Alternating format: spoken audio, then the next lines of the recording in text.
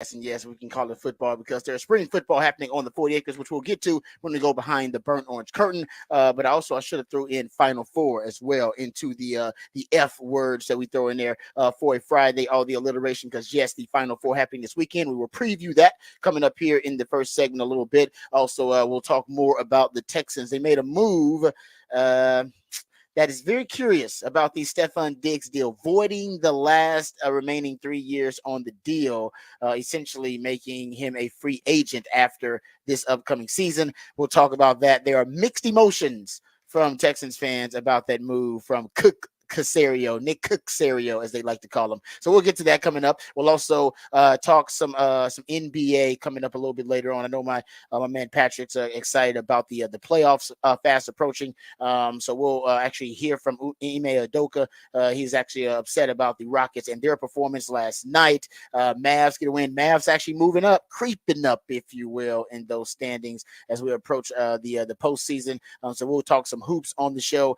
There's also a couple of NCAA college sports stories that we have to get to, more macro issues that could be huge. They really could be really could be a huge domino effect from these stories. And one has to do with the NIL and the changing NIL landscape, giving potentially schools more latitude, more flexibility about how they can arrange and how they can coordinate NIL deals. It could be massive. It could be good for Texas. All of this is good for Texas, but we'll talk about that coming up later on in the show. Also, is there a super league potentially forming in college sports? That's something else we'll get into. We talk these macro issues. And what about that's some beautiful odds about the NFL MVP that got me giddy and excited. So we'll get to all of that coming up in the show. Let's not waste any time. Without further ado, let's introduce the real MVP, one of the hardest working members of the ARN family. He's got a hustler spirit, period. I don't know what he's paid, but I'm pretty damn sure that this man is underpaid. Ain't no 401k for this hustler, and he's a hustle man of many talents. It is my friend, neighbor, and co-host. It's Patrick Davis, y'all. What's going on, Patrick? How you doing, brother? I'm doing good, man. It is Friday. That is always a good thing. We got to announced my 40th birthday show is happening May 25th. All the info up on the social medias. If you want to go check that out, it'll be a fun time. We're raising money for HAM, the Health Alliance for Awesome Musicians. So it's gonna be a fun time. We'll be doing that in May, but more info as we get closer. We'll plug that more and more as we get closer to it. But let me introduce my co-host. My co-host, a proud alumni of DBU. He's got more papers than Dunder Mifflin and watches more film than Siskel and Ebert. He is the new Rodfather of Austin Sports Radio, Mr. Rod Babers. I appreciate that intro as always, and you can be a part of the show. Matter of fact, you're the most important part of it. So hit us up, the text line 512-447-3776. Give us all your thoughts about the big topics of the day. Speaking of the big topics of the day, my man Patrick will have the Horn headlines coming up for you momentarily to get you educated and get you informed of all the big headlines of the day. Like I said, we'll go behind the burnt orange curtain. There was a player availability. I was a little surprised about the players actually that became available for Texas. May say a lot about who they expect to be the leaders on this team. So we'll hear from the players in some cuts, pieces of audio, but also we'll talk about some of their answers and some of their responses to the questions about Texas spring practice and how things are going so far. More than halfway through Texas spring practice, it's flying by. So by now, big enough sample size where you're starting to see some separation from some of these guys in the competition. And I think we'll actually start to hear more about that too. So we'll talk about that coming up when we go behind the burnt orange curtain next segment. We do have the big fat poll of the day that's coming up at 6:45. That's always a great conversation as well. Then we know what the musically themed day of the week is. It is a 512 Friday. That's when my man Patrick plays jams from local bands and artists, people you have a chance to see live. So that's always a good time as well. All right. Before we get to this Texas story, which is a little bit intriguing, this is the second time Casario has done this. I know. Instead, he did the opposite. He did the opposite with Joe Mixon, and I came in here that day and I told you, Patrick, I said, well, I don't understand because all the value that I just praised you for acquiring in the deal and obtaining in the deal, you just gave it away.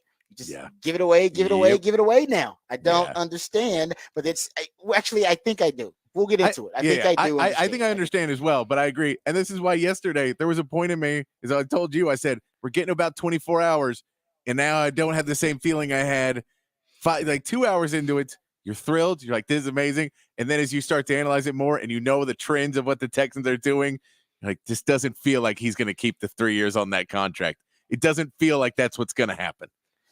No, he did not.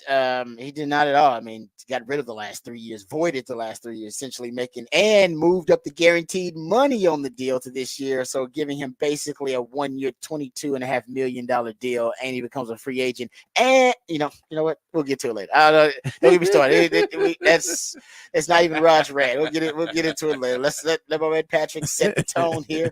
All right, with the horn headlines and get you informed and educated on all the stories of the day. Then I'll come back and I'll rant about Caserio. Please do us a favor, Patrick, and take us to the Horn headlines. Your Horn headlines brought to you by Top Gun Rentals and Lawn Equipment. Texas baseball dropped the first game of their series against BYU last night, 7-5. With the loss, LeBaron Johnson Jr.'s record falls to 1-3 on the season. There was a bright spot, though, of freshman D. Kennedy putting up a solid 3-hit, 3 RBI game, but it was not enough to overcome a consistent BYU attack. Texas softball starts their series against number 1 Oklahoma today. Number 4 Texas is looking to upset the softball powerhouse, with Longhorns have not beaten in the series since 2009. The highly anticipated matchup should bring lots of hits featuring the two teams with the highest batting averages in D1 softball. In the NBA, the Mavericks took care of the Hawks 109-95, with P.J. Washington adding 19 points and 8 rebounds. However, a tight Clippers win over the Denver Nuggets means the Mavericks did not gain any ground on the 4 seed. The Houston Rockets could not hang on against the Warriors, losing 133-110, pushing them to 4 games back from the 10 seed and effectively ending their playoff hopes with only 6 games to go. And in Major League Baseball, the Silver Boot Series kicks off today with the Rangers hosting the Astros in Arlington. Game 1 will feature a young pitching matchup of Cody Bradford versus Hunter Brown in a series rematch of last year's electric ALCS. The Astros took the Silver Boot Series last year 9-4. However, the Rangers won the ALCS on their way to a World Series victory. The game is set for 7:05 with a pregame starting at 6:30 right here on the Horn, and that is your Horn headlines. All right, thank you, Patrick, for the Horn headlines. And let's get back to one of the big headlines from yesterday is that the Texans decided to void the remaining three years left on the Stephon Diggs deal. And they also moved up the guaranteed money, as I mentioned earlier. So that basically makes it a 1 year, $22.5 million deal. By the way, they cannot get a compensatory pick either. That also because they voided the last 3 years, they can't get a compensatory pick if he does leave in free agency. You can re-sign him potentially if he has a great year. But just so you know, Jamar Chase, Justin Jefferson, CeeDee Lamb about to sign extensions too, and they are going to balloon this wide receiver market. I mean, it's about to go to a whole nother level in terms of paying wide receiver ones. Now, he's not, maybe you don't consider him a wide receiver one, but it's going to have a domino effect with everyone. So it's going to make all wide receivers a little bit more expensive. It is being reported. I think it was Diana Rossini. This was a mutual decision, so both parties. And so which makes me think they wanted to sign him to an extension. And he wanted an extension. I think he wanted an extension, but the Texans, I think, wanted to sample the goods first. And I think they want to sign him to an extension, but they want to sample the goods first. And this was the kind of the compromise. Like, all right, you know what? There are some reports about you being too much of a diva, maybe some toxicity in the locker room. We want to sample the goods first. So we'll pay you basically like a number one wide receiver or a top wide receiver this 1 year on a 1 year deal. And we know the Texans are big on prove it 1 year, prove it deals. They signed a bunch of them. Yeah. And Dalton Schultz, he actually got paid off a 1 year prove it deal with the Texans. I don't think he'll be the last to do it. It's just strange that I praise Nick Caserio all the time, our word of the day, for getting value out of these deals. And he gets a ton of great value out of these deals. But he sometimes gives away the value, or he for whatever reason he got his own motivations. Like the Joe Mixon deal, they got Joe Mixon on a 1 year deal. Basically, he was on the last year of his contract. Yeah, last year of his contract. Yeah, so essentially it was a 1 year deal. He'd be a free agent after that. And he was a 27-year-old running back, so right at that peak where he's about to start declining. and you had the bargain of a lifetime. You had him, I think, at 2.2 salary. Salary was his $2.2 million base salary or something like that. So you had him in you had the perfect value for a running back coming off 1,000-yard season, and you gave it away because you signed him to a 3-year deal. Now you front loaded the deal, and so it's essentially a 2-year deal.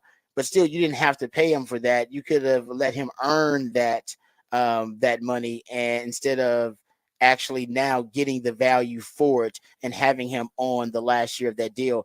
So he did it again. And I think he's doing it to try to motivate these guys. And we all know motivation, nothing motivates an athlete like a contract year. So maybe that's the motivation for Trev right now for Stefon Diggs, but it was not the motivation for Joe Mixon. That was a different kind of motivation. I guess they wanted him to be committed and invested with the team. It is mixed messages. Yeah. I think it's all, I think, and I would say, I think DeMeco Ryans has a big part of this.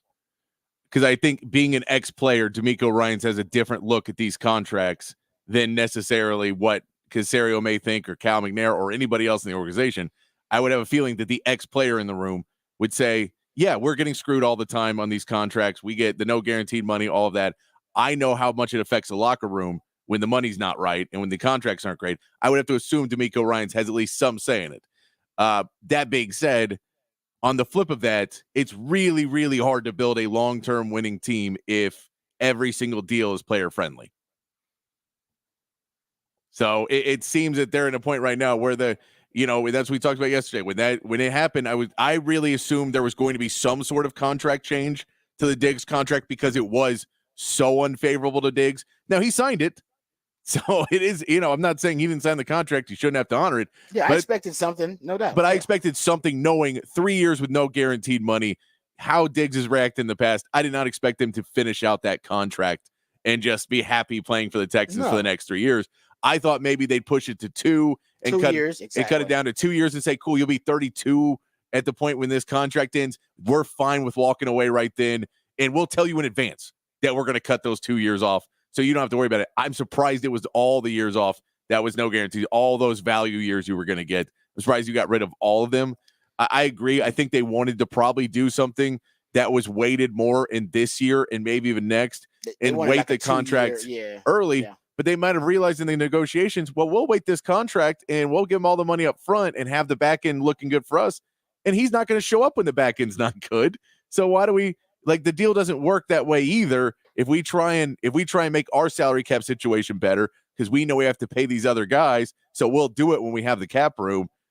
We know that he's not going to be motivated, so let's try and motivate him. Let's try and get there. Maybe they believe that because the wide receiver market is going to balloon, however, it's also going to be stacked with talent, that there may not be the people with all the money in the world to go out and sign a Stefon Diggs, who will be 31 years old, and they might be able to get the deal then if they treat him right. I mean, that's a big risk to do, but again, it's not the end of the world. It was a second-round pick. No. So I still think it's a good trade, but it was the one as we got later into the day yesterday. It felt like the value was dropping. It felt like the value was not going to be the full value of what we saw, because we know what happened in the Joe Mixon trade, where he said, well, the value of this is amazing, but I don't think it's going to stick. And then this one is, the value of this is way too good, because 3 years, no guaranteed money is way, way too good. Well, yeah, and I expected, like I said, I'm with you. I think they wanted to sign him to a kind of a short-term extension of sorts, or at least a restructuring, but they said, I'm with you. This is a little too player friendly. You negated all the value. This negates all the value that you got in the trade. And so at best you can say it's a push in terms of, who won the trade or if you got value from it. But I don't think you did at this time. And it's just like the Joe Mixon deal, except, they signed Joe Mixon to an extension, but still you lost the value. I mean, you got him for a 7th round pick. And he was set to make $2.2 million in base salary for that 2024 season. And I think through the bonuses and stuff like that, he was going to count like $6 million against the cap. I mean, it was just, you got him for pennies on the dollar. And then you signed him to a 3-year, $27 million deal, an extension, and $13 million in guarantees, which is not, like I said, that's not crazy. But like I said, it adds up though. Like trying to make sure that you extract enough value from every acquisition, from every move, from every transaction, he just adds up over time. That's my point. And two of your most notable, and I like both of the moves. I think you lost a lot of the value that you acquired when you either signed Joe Mixon to the extension that you did, even though it's front loaded, and then here was Stephon Diggs to void all the final 3 years of it. Man, at least let them play the 1 year on it and be like, all right, man, we're going to get something done. After this year, we're definitely going to do something. Even if we got to void the rest of the damn contract, we will do something for you. Yeah. But you're right. It's DeMeco's probably a big influence. I love your take on that. And I will say this, the benefit of it is you do look like, to free agents around the NFL, and maybe this is part of Nick Caserio and DeMeco's plan, you do look like one of the more player-friendly organizations in the league. Like if you're a free agent or you want to be traded and you're demanding a trade, that is a place where you're like, and Nick Caserio likes to make a deal. Yeah. Nobody makes more deals than Nick Caserio. He's cooked Caserio for a reason. Nobody's made more trades in the NFL since he's been the GM. Nobody made more trades in the draft. So he will make a deal, number one. So teams will hit him up. Hey man, we got this guy. You think you might be interested? We're willing to accept this. We're willing to pay this amount of the contract. And so teams will look at him. And now players look at H-Town when they're a free agent or when they're looking, for a trade destination of some sort. So that could be the added value and added benefit of it. I like it, but it's a risk because, like I said, you're losing a lot of the value. Yeah, and I mean, and that's a part I agree with too, is that there has to be a part of it where you're trying to rebuild your image in Houston, whereas fans, we've probably moved past it more than agents have. But agents go, no, this is the same franchise with Bill O'Brien and what he did. This is the same franchise with Jack Easterby. This is the same franchise. Cal McNair is still the owner. There is a lot of dysfunction somewhere in this franchise. And even though it looks pretty right now, wait, because these guys are awful people. We saw what they did in the past. And maybe they're trying to change the narrative, at least with sports agents, because those are the ones you're going to be negotiating with. And now the agents of Joe Mixon and Stephon Diggs have to love them. Have to. So if you not even talking about players, you're talking about the guys who are in their ears and the guys making deals, the ones that Caserio is going to have to talk to. Those guys have to be, fans of what the Texans are doing, making player-friendly deals, because player-friendly deals are agent-friendly deals. And so I think there's a part of rebuilding all of those relationships as part of it. It is crazy because it is just destroying a lot of value. But at this, and you also have a really young team locker room that you probably don't necessarily want to add a piece in to, teach negativity and teach some bad traits to a lot of the younger guys as you're trying to build it. And you just kind of, you're betting on yourself that at the end of the day, your culture, your winning, your everything about your team will convince guys to come back and play for you when you're putting them on deals, and you don't necessarily have to lock everybody down in a value-friendly deal.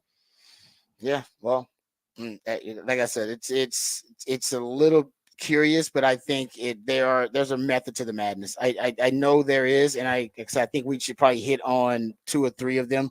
But there's no doubt it is also a risk, because if the Stephon Diggs thing doesn't work out, then you basically just gave up a 2nd-round pick for a receiver that decided to was unproductive with you, and then was a free agent without no compensatory pick at all. But like I said, it's a risk and everything's a gamble. I like the moves they're making, but and I think that ultimately it'll pay off, because the Texans are starting to get. We heard Saquon Barkley say his first team that he thought about going to as a free agent, Houston Texans. Daniil Hunter, we know he took less money to go to the Texans, so maybe it's already paying off. The rebranding.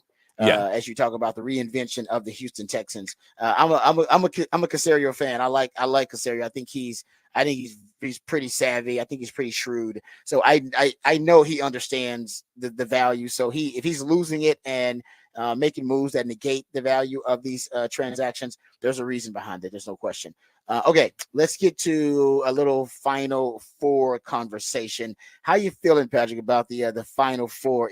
because it seems like there's such lopsided. I haven't looked at the lines lately. But it seems like this is one of the more lopsided Final Fours that we've had in a long time. They're both about 10 points. UConn is an 11.5-point favorite. Purdue's a 9.5-point favorite. Whoa, I didn't realize it was both double digits. Yeah, 9.5 for Purdue. Close to it. So very close. Yeah. So, but yeah, they're both around 10 points. Yeah, it is.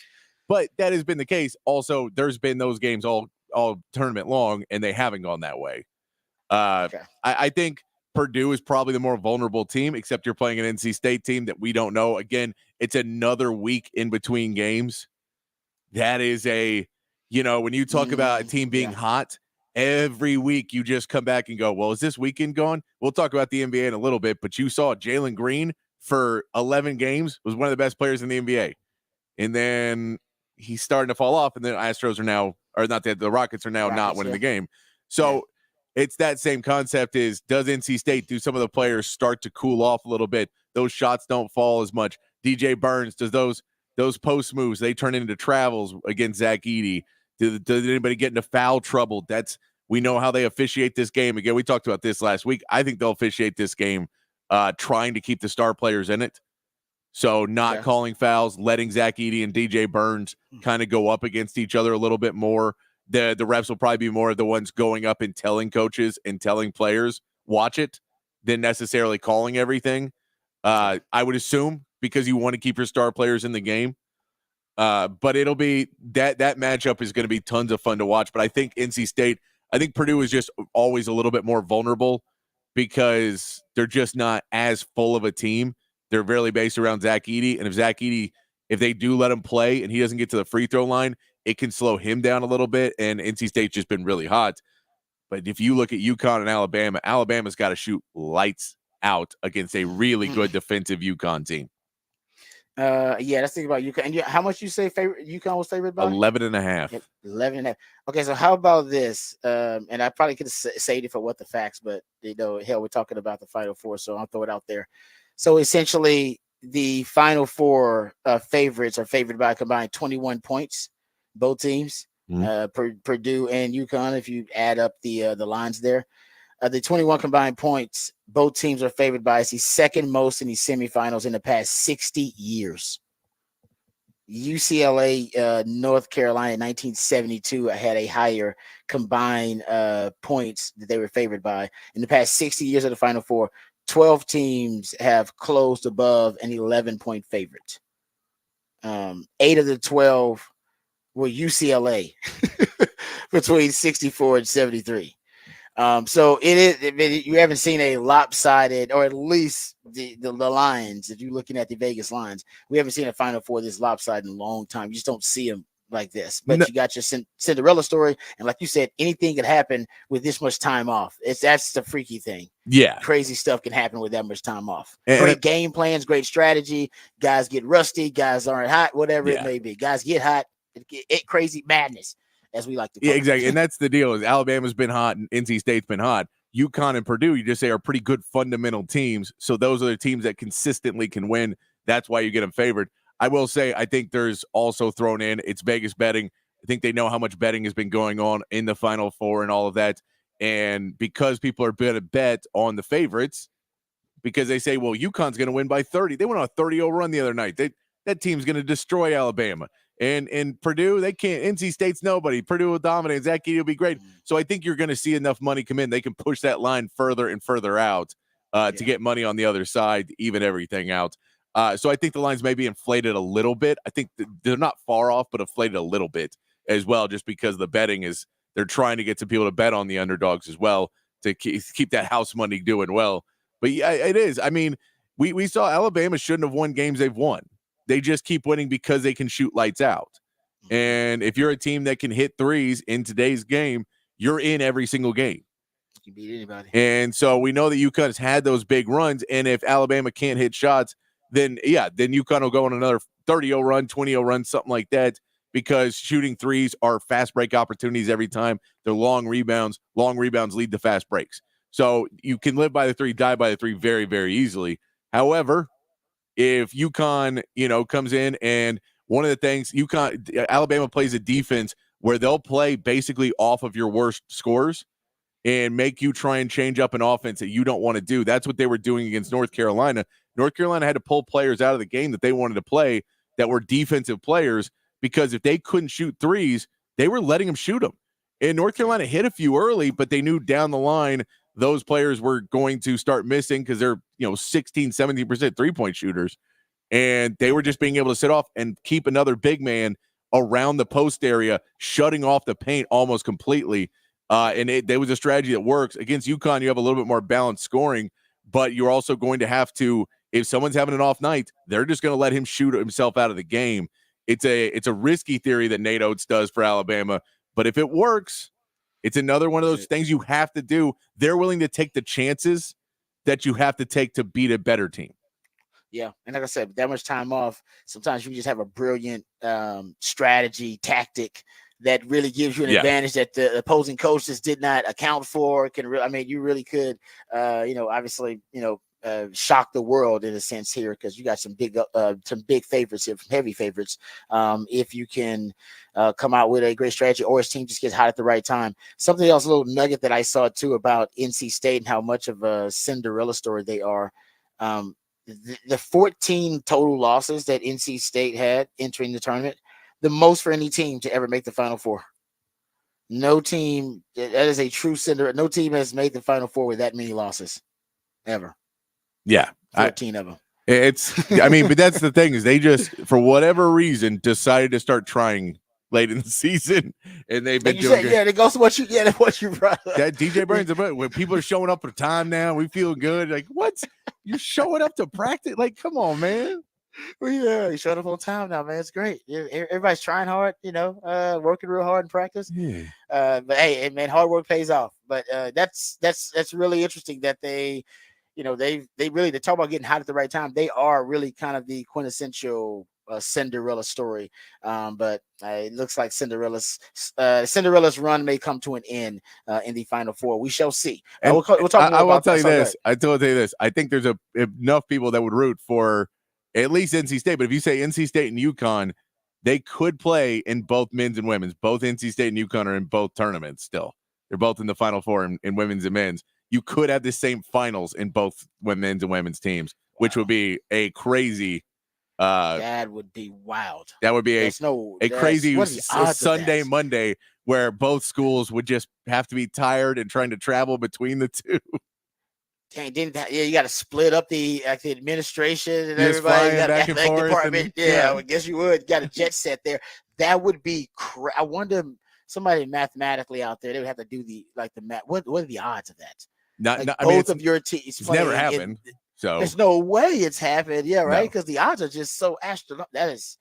Yeah, or both of them could lose tonight, and then both UConn and NC State will be like, how do we lose both of them? Nobody in. We have no representation at all. You know what I mean? That's a nice little factor. I did not think about that. That would be that's pretty nice history to root for if that indeed happens. And right now, it's a long shot for the NC State men. I haven't looked at the NC State women. If are they also an underdog? I mean, kind of a. I would assume so. Okay. They're not they're not UConn. They're not South Carolina. They're not a power. They're not one of the they're not one of the traditional powers in women's basketball. But something's happening at NC State. I mean, NC State playing South Carolina, 11.5-point dogs. Damn, again. 11.5-point dogs. Wow. But UConn is UConn is the dog. UConn is the 11.5 point. But UConn is a 2.5 point dog to Iowa in the women's matchup. Oh, interesting. Iowa and Caitlin Clark and Iowa are the I favorite love how, and they're trying to play Caitlin Clark out as this goes to your underdog theory again. Even though Caitlin Clark is the underdog because she went to Iowa and they're not a traditional power in women's basketball, and she wanted to go to UConn, but UConn never recruited her, and that was her dream school. But she's the favorite, and yet America is going to see her as the underdog, and that's going to upset Patrick because he's like, she's not the underdog technically. Technically, she's the favorite. I won't be mad about it. I won't be mad about it until she wins like 4 championships and like, no one respects me. Come on, man. So Patrick will just sit in the background. She's actually favorite in the game, guys. They're a better team. Yeah. Even though, but UConn, they can't. I mean, how can UConn play the underdog card? They will, but you're a power. UConn. Real power. So when we talk about being in the men's and women's, UConn women, that men's and women's championship in the same year, they've done it like 5 times. They've won it both titles in the same year 3 times.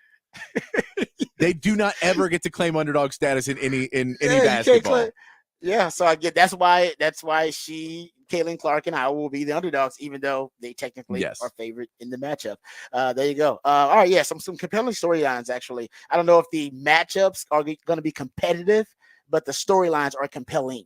That are coming out of some of these Final Four matchups on the men and the women's side. Okay, we come back. We'll go behind the burnt orange curtain, talk some Texas football. We'll hear from some of the players, Anthony Hill, Kelvin Banks, Cedric Baxter. They spoke to the media, the player availability after practice. So we'll hear from Anthony Hill and Cedric Baxter a little bit and talk about their comments about the updates on the latest spring practice notes and nuggets. We'll get into that coming up on the other side right here on the Rodcast featuring Patrick Davis. I'm lifetime Longhorn Rod Babers, coming right back on the horn.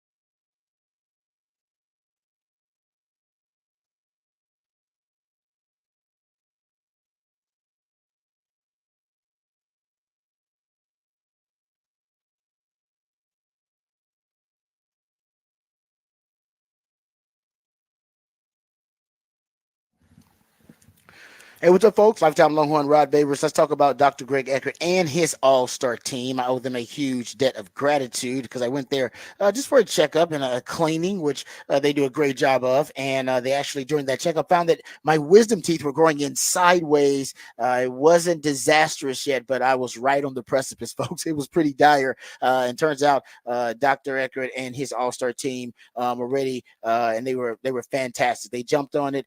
They educated me about the entire process. Made sure that I was well informed, made sure that I was comfortable with the process, that I was at ease with the entire procedure, and I was back at work within a couple of days.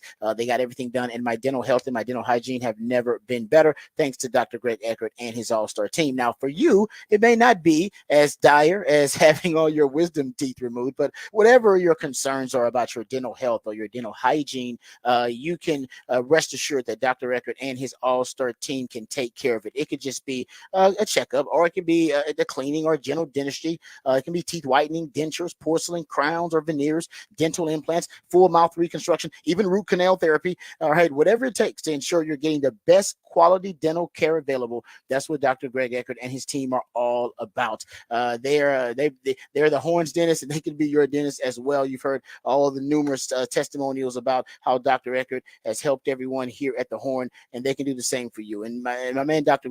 Eckert, is always on the cutting edge of the latest technological advances in general dentistry. And because of that, right now, he can give you a brand new smile in just one day. Permanently secured to your dental implants, no time spent without teeth. It's a lifelike permanent solution. So if you've been told your teeth need to be replaced, don't freak out. Just call Dr. Eckert today to learn about this revolutionary alternative to dentures. It's a brand new smile in just one day. It's complimentary consultation, so you got nothing to lose but everything to gain. It sounds too good to be true. It's not. It's just Dr. U. A confident smile can truly change your life, and Dr. U wants to change your life for the better. So give him a call, 512-345-3166. That's 512-345-3166, or visit dreckert.com, DRUECKERT.com.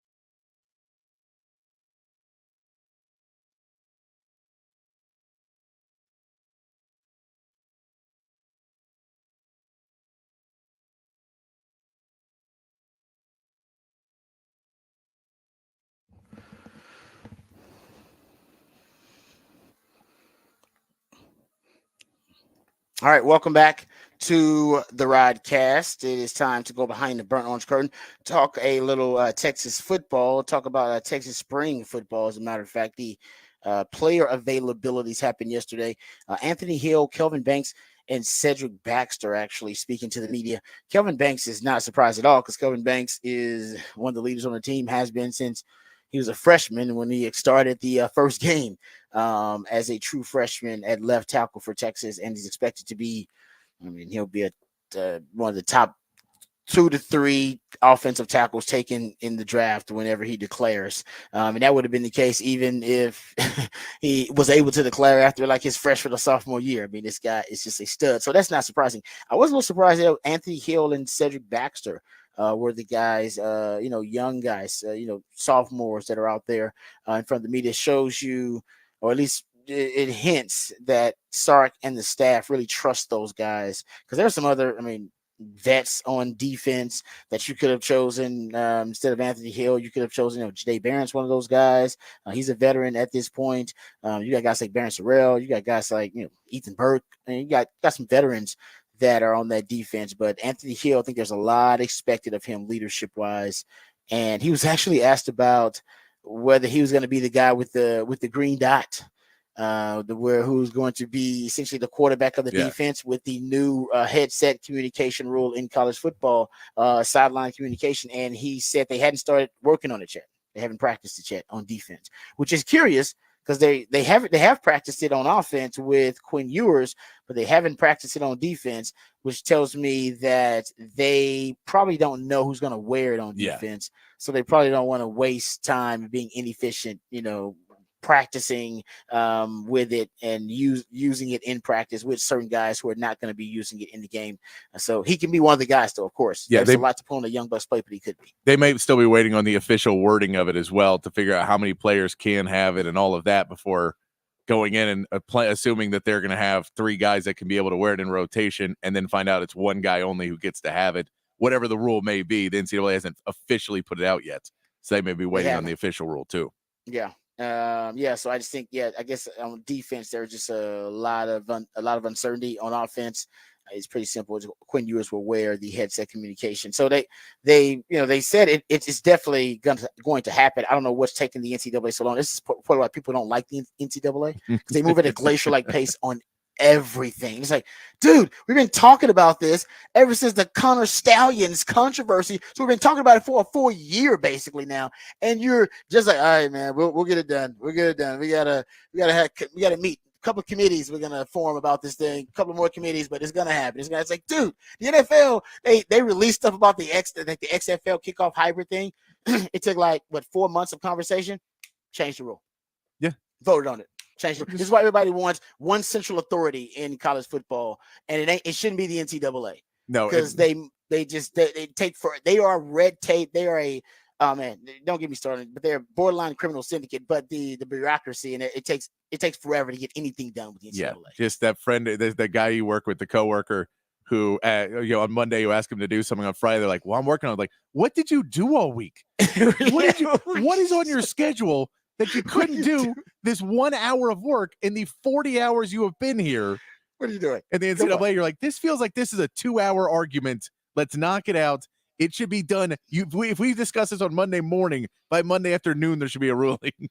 Come on, man. What are we doing? What are we waiting on here? They can't even measure courts correctly in the women's NCAA tournament. Yeah, the NCAA, don't get me started. But anyway, we'll talk about them later, actually. We do have some NCAA news. They're actually, there's a new president. Most people don't care about that for the NCAA, but he might be making some moves. We'll talk about that later. Okay, so let's hear from Anthony Hill since we're talking about him. He was asked about his mentorship with Jalen Ford and what that meant for him last year. Here is Anthony Hill.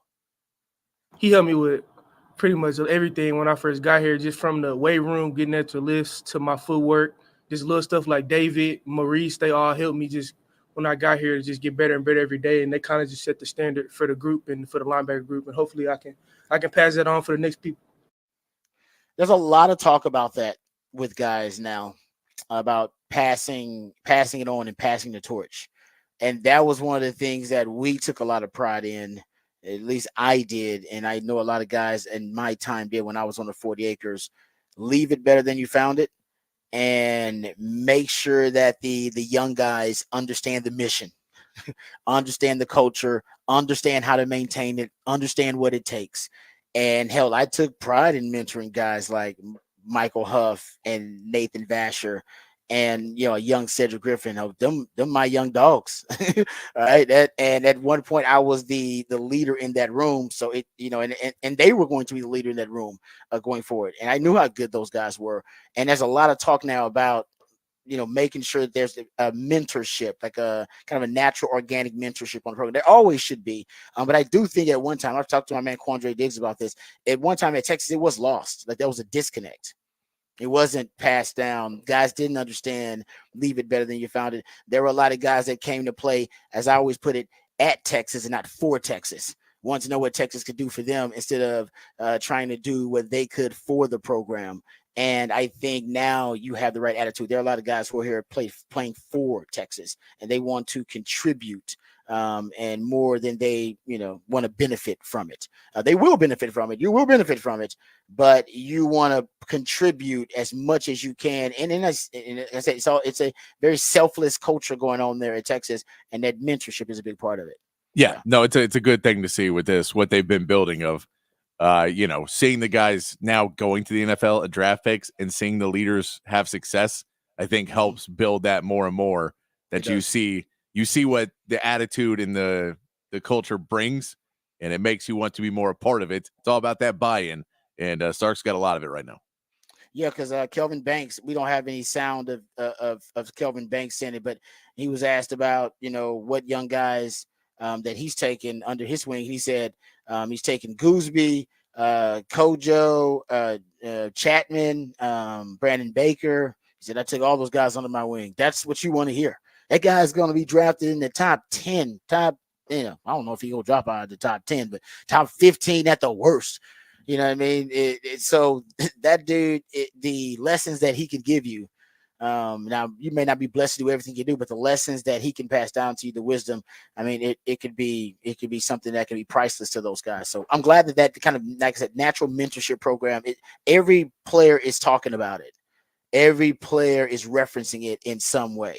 But Anthony Hill, here's the last cut I want to get to. Anthony Hill, though, his confidence, I think, is going to be key. And I think his confidence is probably sky high, and it should be.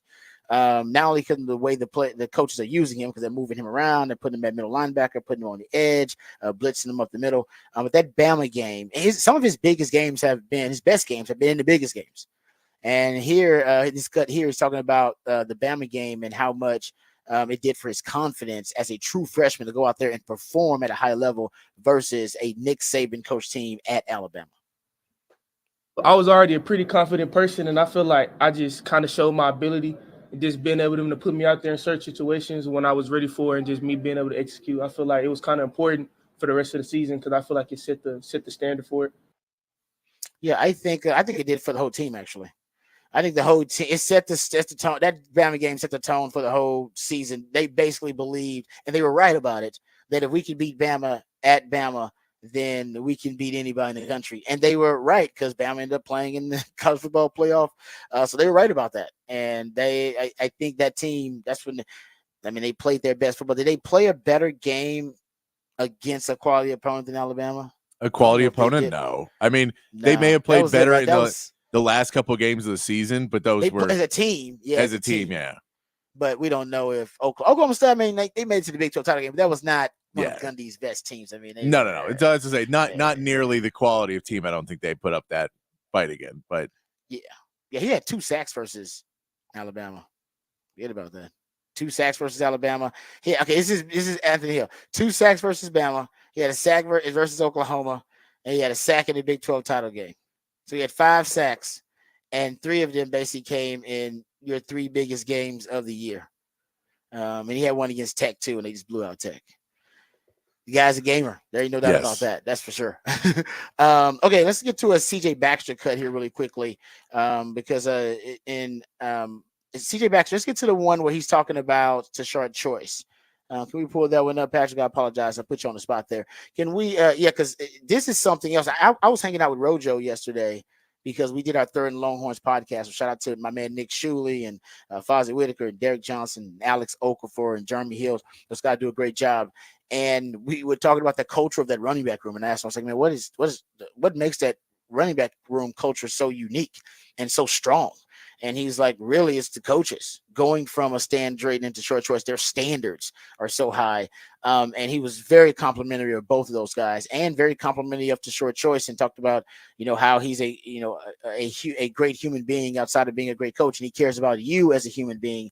And that was a big part of what really motivated him to receive the coaching and everybody to receive to Short Choice's coaching, because of the way he approaches you on such a human level and can relate to you. And it goes beyond football. All the guys are clear in saying, and I heard Jonathan Brooks echo something very similar about to Short Choice. Here is Cedric Baxter, and listen to him talk about what made him come all the way from Florida as the top running back in the country to come to Texas. Like you said, trust was a big part with Coach Choice. And if you look at, man, the type of dude he is outside of football, it stands out. I mean, that's what really won me over. I know how he develops backs and stuff like that. But outside of football, the type of person he is, I feel like I can, if I don't want to call my dad or my granddad or a family member like blood, I know I can call him like, hey, Coach Choice, I got this going on, or I got this. And he will give me the same answer that somebody that's in my bloodline would give me. High praise. Where you mentioned him with his dad and his granddad that's so he looks at him as a father figure. And by the way, those guys do the best recruiting for you, because when they have the visits on campus and you're recruiting running backs and the running backs want to know, all right, man, what's up? How's coach? Is he, is he the real deal? I mean, I've only known him from the phone calls and these, the quick and the first impressions. And I guarantee all those guys, the Jonathan Brooks, the Jaden Blue now, and of course Cedric Baxter, they have nothing but great things to say about the Short Choice. So something special going on in that running back room, there's no doubt. Yeah, no, it is definitely, you can see it in, just the growth of what we saw with Jonathan Brooks last year, of how he went from being a guy that we thought could be good to a really, really great running back for Texas in those weeks. And then, what we see with CJ Baxter, the growth that we've seen from him already, you just expect that growth to keep coming. But it's the hard work. And then you even like a Trey Wisner, when you get to hear a name like that coming out, it just seems like that room is from Bijan and Roschon on, that from and Stan Drayton to Short Choice. Those guys just there's a work ethic in that running back room that is hard to replace. And it's, I think it's something that when you're a player looking where you want to go to be your best, you want to look at that room. And if you really want to be your best and you don't, you're not just looking to get to the front of the line, I don't know if there's a better room that you'd want to be in right now in the country. I don't know if there's a better running back room in the country for the last 3-4 years. And you're right. It goes all the way back to Stan Drake. Keontae Ingram was in that room with Rojo at one point. That guy was drafted into the NFL. Just phenomenal. All right, we come back. We'll get the big fat poll of the day and also get into our musically themed day of the week right here on the Rodcast featuring Patrick Davis. I'm lifetime Longhorn Rod Davis coming back on the horn.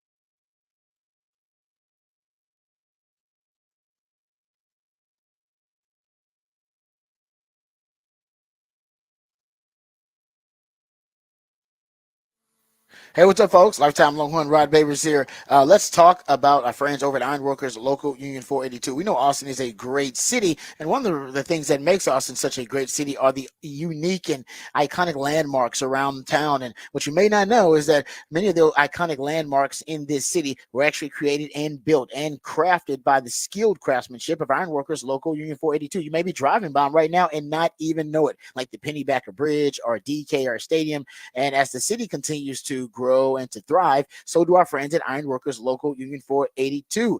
They don't just go to the office, they're the ones who build the office. So if you're looking for an exciting employment opportunity or you want a refreshing career change, you can become a member of Ironworkers Local Union 482. They're hiring over 3,000 people for a huge project right here in Central Texas. They're offering competitive wages, competitive benefits, and a pension plan. They even offer training for unskilled labor through their apprenticeship program. So become a member of Ironworkers Local 482 today. Just go online and apply at ironworkers482.org. That's ironworkers482.org.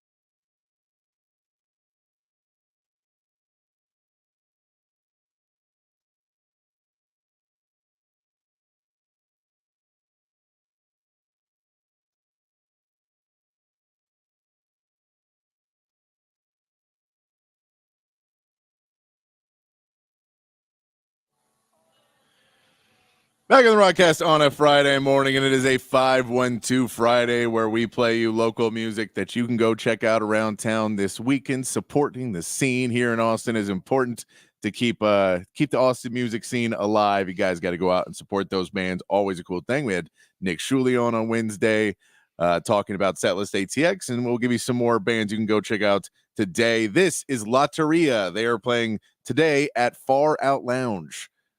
Nice little outdoor show while the weather's still nice. You can go check out Lotteria at Far Out Lounge. It'll be a fun show out there tonight on a 512 Friday. It is also time for the big fat poll of the day. 512-447-3776 is the text line. Patrick's big fat poll of the day on the Horn.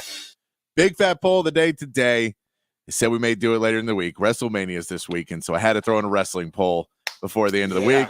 This one's wide open, and I know we've got different for different age groups. It's different, but it is an argument that I will have with people because I think it's always fun to have this argument. is who is the greatest wrestler from Texas?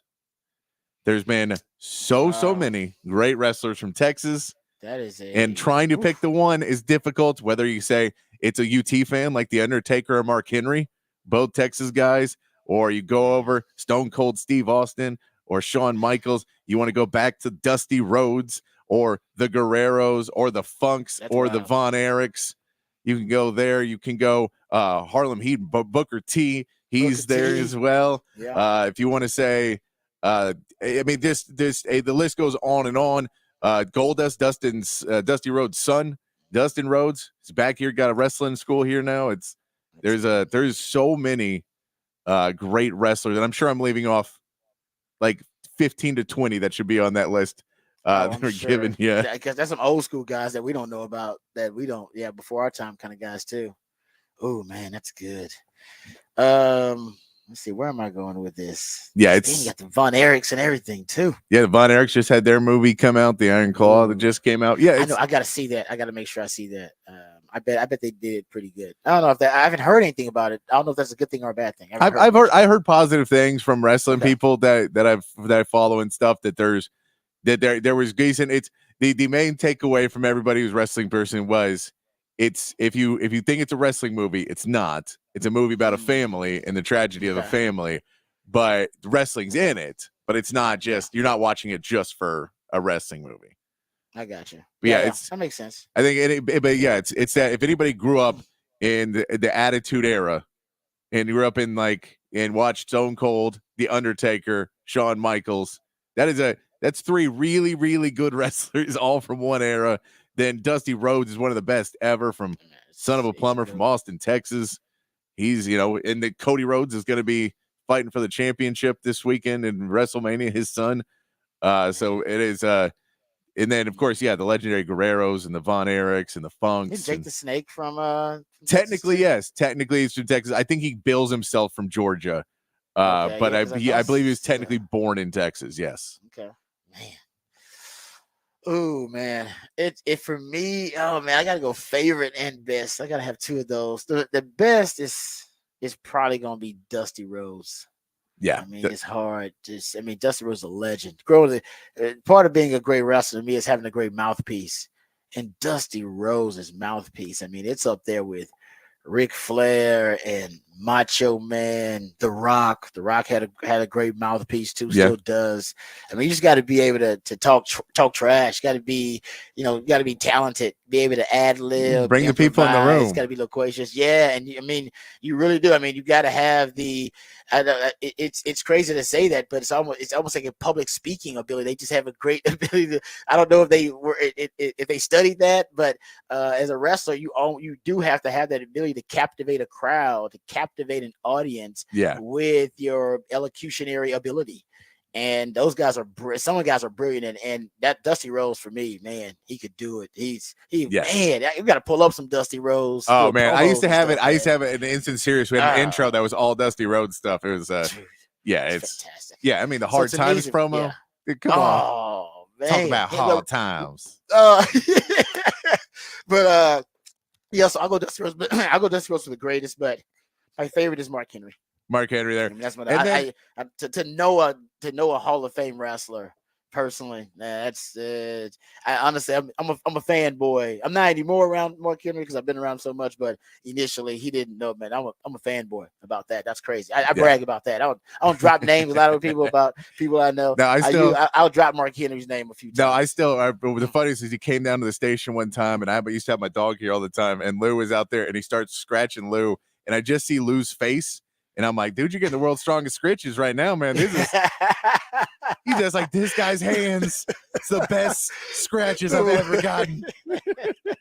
The world's strongest butt rubs right there, buddy. Yeah, that is fantastic. Oh, man, I love Lou. I miss Lou, actually. Yeah, man. I haven't seen Lou in forever. You see him walk by the house every once in a while. I do. I see him walk by the house, man. He's always in a good mood. All right, that's a great big fat poll today too, because you can go a number of ways there. You can go from impact. I went more about the mouthpiece and Dusty Rhodes, but the greatest wrestler from the state of Texas. Okay, All right, that's your big fat poll today. The wrestling fans out there, they will eat that up and they will love it. I guarantee you that. Old and new, like myself. All right, let's get back to it. Thanks for my man Patrick for the big fat poll today. We'll revisit that coming up in the 7 o'clock hour. We come back. We'll talk about the NCAA. There may be some changes coming to the NIL rules and what the NCAA allows. We'll also talk about a talk of a super league in college sports that may be finally trying to separate from the NCAA, emancipate themselves from the NCAA. That may be linked to why the NCAA is suggesting some of these changes. So we'll get to all of that and more. Raj rant of the day coming up on the other side too. We got a ton to throw into here. We also will get to some NBA talk with my man Patrick on Pick His Brain about the NBA season coming to a close, getting closer to the postseason. So we'll do that in the 7 o'clock as well. All that and more right here on the Rodcast featuring Patrick Davis. I'm Lifetime Longhorn Rod Babers coming back on the horn.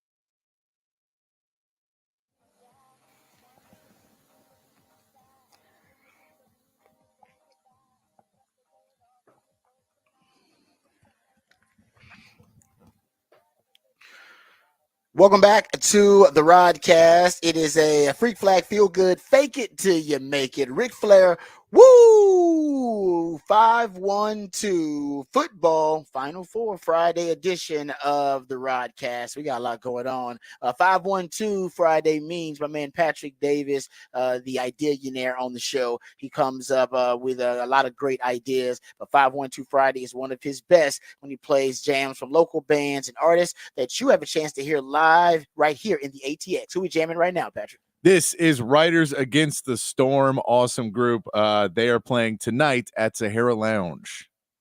Oh, I like that. Okay, there you go. I like this jam. Nice upbeat energy to start off the 7 o'clock hour. So I appreciate my man Patrick on a 5-1-2 Friday. Also appreciate his efforts with the big fat poll of the day. We revealed that in the last segment. Patrick, let the people know what the topic of the big fat poll of the day is. Big fat poll of the day, since WrestleMania is this weekend. Who is the greatest wrestler from the state of Texas? Getting some good answers up there. Getting some good answers. Got a few more. I will tell you. I'm going to tell you guys. The reason why I know it's not the Von Erichs is because you keep saying the Von Erichs and not one Von Erich. You're trying to cheat the assignments, but it's not Kevin or Carrie or David. You're not saying any of those. You're saying the Von Erichs as a whole, which I agree. The Von Erichs are great, but that goes into the conversation of who's the greatest wrestling family from Texas, which is a whole different conversation of the Von Erichs or the Guerreros or the Funks or the Rhodes. There's plenty of Texas wrestling families as well. But that's a different conversation. We're saying the greatest wrestler. So I get it. The Von Erichs were awesome, but you don't say one single one of them. I don't know if you can say one of them was the greatest. Yeah, I'm with you on that. You got to choose. This is about an individual wrestler. And the Von Erich family, though, they're deep. That's why, too, because they deep. I don't even know how many Von Erichs were there in wrestling. Like, seriously, there was like 5, 6. So there was 3 of them. We talking about it's like the Jacksons. You could forget about 1 or 2 of them. I believe there was 3 that were big. Fritz Von Erich was a father. I believe there was 3 main sons that wrestled. Then there was a 4th that really shouldn't have been wrestling. And then they tried to bring in no, it was just like he was smaller and his body broke bones all the time wrestling. No, I know, but that's it's like no, it's a family business. Like, I don't want to do it. But like, you got to do it. No, he wanted to do it. His body was just like, you should not be doing this. It's a bad way. It's all part of, like, if you ever see the story like of it, my NFL career, like, it's like, I want to be doing it, but nobody's no, I don't want to hit these people. No. But then they tried to bring in at the end when things were starting to go downhill. They tried to bring in somebody else to be like the cousin that came in. Oh, but everyone knew it wasn't a real Von Erich. Like, they'd seen the guy wrestle, and they were like, dude, no. The whole reason we love the Von Erichs is because y'all are actually a family. And you bring in this dude and pretend he's a Von Erich. No, we're not buying this. Oh, man. It's like when they brought in Oliver to the Brady Bunch or whatever that was. And they, no, we're not having this. Yeah, no, I'm with you. I know there are a lot of them, though. I know you are a wrestling fan because you actually can keep up with them. I know there are a bunch of them, and that's what people are like. The Von Erichs. It's like, nah, the task here is to pick one wrestler who you think is the best wrestler from the state of Texas. So good conversation there. And trust me, wrestling fans are passionate. So display your passion on the text line, 512-447-3776. We'll talk some NCAA here. We're also going to talk a little bit about this. There's a story brewing. I believe The Athletic is the first one to have it, about a college football super league. Now, that's not the first time we've talked about the separation of the have and have-nots, college sports, and the major entities in college sports. Matter of fact, I've talked about it here on these very airwaves about it. The kind of major revenue producing entities in college sports deciding to separate, emancipate from the NCAA. But now it feels more real than ever. It feels more than just like the hypotheticals. It feels like behind the scenes that there are moves being made, and the NCAA is the weakest it's ever been, and nobody wants the authority over their sports, their products, their whatever, whatever you understand, whatever market you're talking about. Nobody wants to be under weak leadership, and that's what college sports right now has. Weak leadership. Yes. It's a multi-billion-dollar industry with weak leadership. Like that's always going to be a problem. That's no matter what situation you're looking at, political, economic, social, whatever. Weak leadership, with that much money at stake, with a multi-billion-dollar entity, which college sports is, it can only be. I think it can only be more turmoil on the horizon. And I think ultimately the NCAA, they're not going to gain any more power. They're only going to get weaker and weaker. And I think that's what these stories ultimately indicate to me. So we'll get to that. But first, let's hit the Horn headlines. My man Patrick Davis will educate us, inform us about the Horn headlines of the day. Then we'll come back to some of those topics. Also got Rod's rant of the day coming up. There's a couple of topics I want to get into in Rod's rant, so I'm not sure which one. There's a NFL discussion that I want to get into a little bit. There's also one's a college football related topic. So I will decide on the fly, depending on how the show is going. But let's hit the Horn headlines first from my man Patrick Davis. All right, your Horn headlines brought to you by Top Gun Rentals and Lawn Equipment. Texas baseball dropped the first game of their series against BYU last night, 7-5. With the loss, LeBaron Johnson Jr.'s record falls to 1-3 on the season. There was a bright spot, though, a freshman D. Kennedy putting up a solid 3-hit, 3 RBI game, but it was not enough to overcome a consistent BYU attack. Texas softball starts their series against number 1 Oklahoma today. Number 4 Texas is looking to upset the softball powerhouse, who the Longhorns have not beaten in a series since 2009. The highly anticipated matchup should bring lots of hits featuring the two teams with the highest batting averages in D1 softball. In the NBA, the Mavericks took care of the Hawks 109-95, with P.J. Washington adding 9 points and 8 rebounds. However, a tight Clippers win over the Denver Nuggets meant the Mavericks did not gain any ground on the 4 seed. The Houston Rockets could not hang on against the Warriors, losing 133-110, pushing them to 4 games back for the 10 seed and effectively ending their playoff hopes with only 6 games to go. And in Major League Baseball, the Silver Boot Series kicks off today with the Rangers hosting the Astros in Arlington. Game 1 will feature a young pitching matchup of Cody Bradford versus Hunter Brown in a series rematch of the last year's electric ALCS. The Astros took the Silver Boot Series last year 9-4. However, the Rangers won the ALCS on their way to a World Series victory. The game is set for 7:05 with pregame starting at 6:30 right here on the Horn, and that is your Horn headlines. All right, thank you, Patrick, for the Horn headlines there.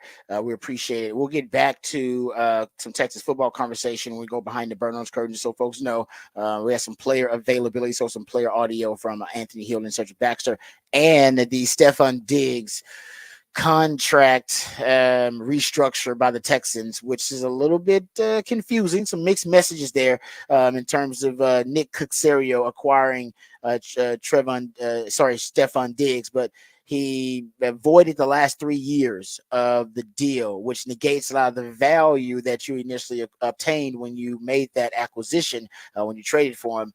But there may be a reason for that.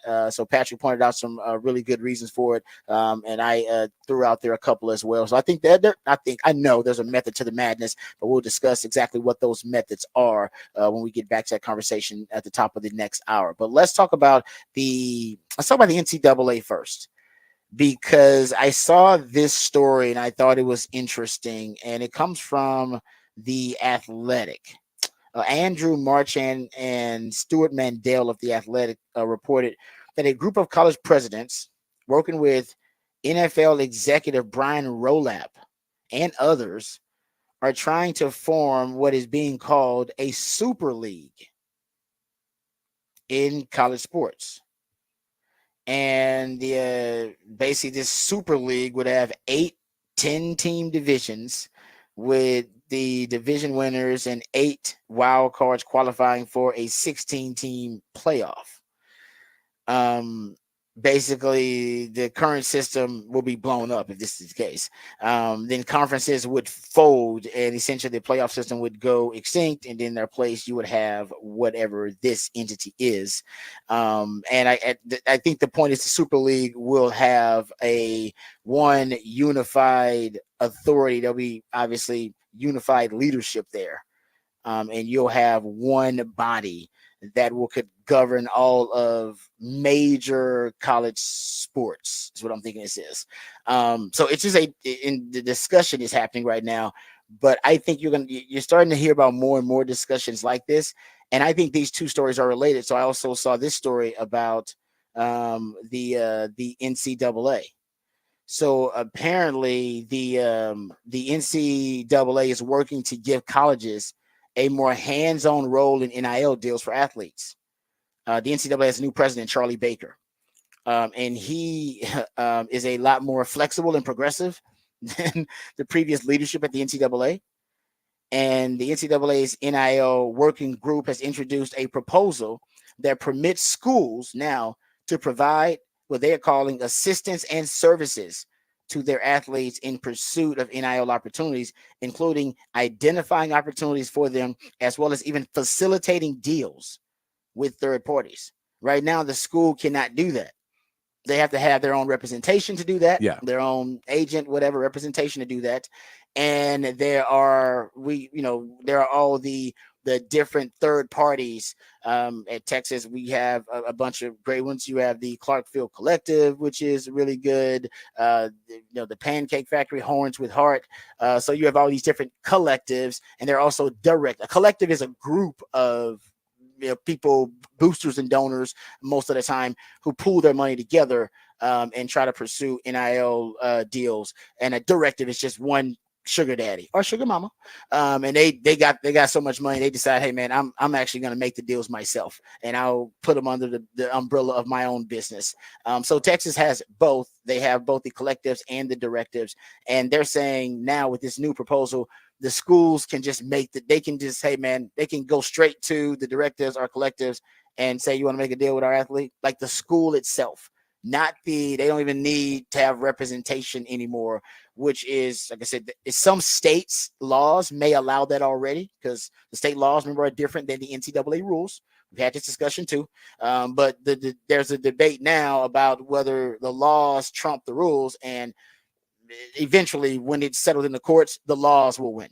The state laws about NIL will supersede the NCAA's rules about NIL, and that's why everybody thinks there needs to be another governing authority over major college sports, because major college sports has more NIL impact than some of the mid majors and some of the lower tier brands and conferences and schools in college sports. So that is a shift, and you're starting to see more team friendly, program friendly, coach friendly measures from the NCAA. All right, this is just one of them. They're now really lax on the transfer portal. You can transfer as much as you like. Who gives a damn? Guys transferring 3-4 times. It used to be a penalty for transferring. Still, there is a rule on the books to penalize guys for transferring multiple times. Yeah. The NCAA has said we will not enforce that rule. We will not enforce it. Then change the damn rule. No. Like, this is what's wrong with the NCAA. It's like, no, I just want to enforce the rule. It's like, well, then change the rule. Why don't you just change the rule? And because at least this guy's trying to change the rule. We want the right to be able to enforce it whenever we feel we want to, but we're just not to right now. But watch out.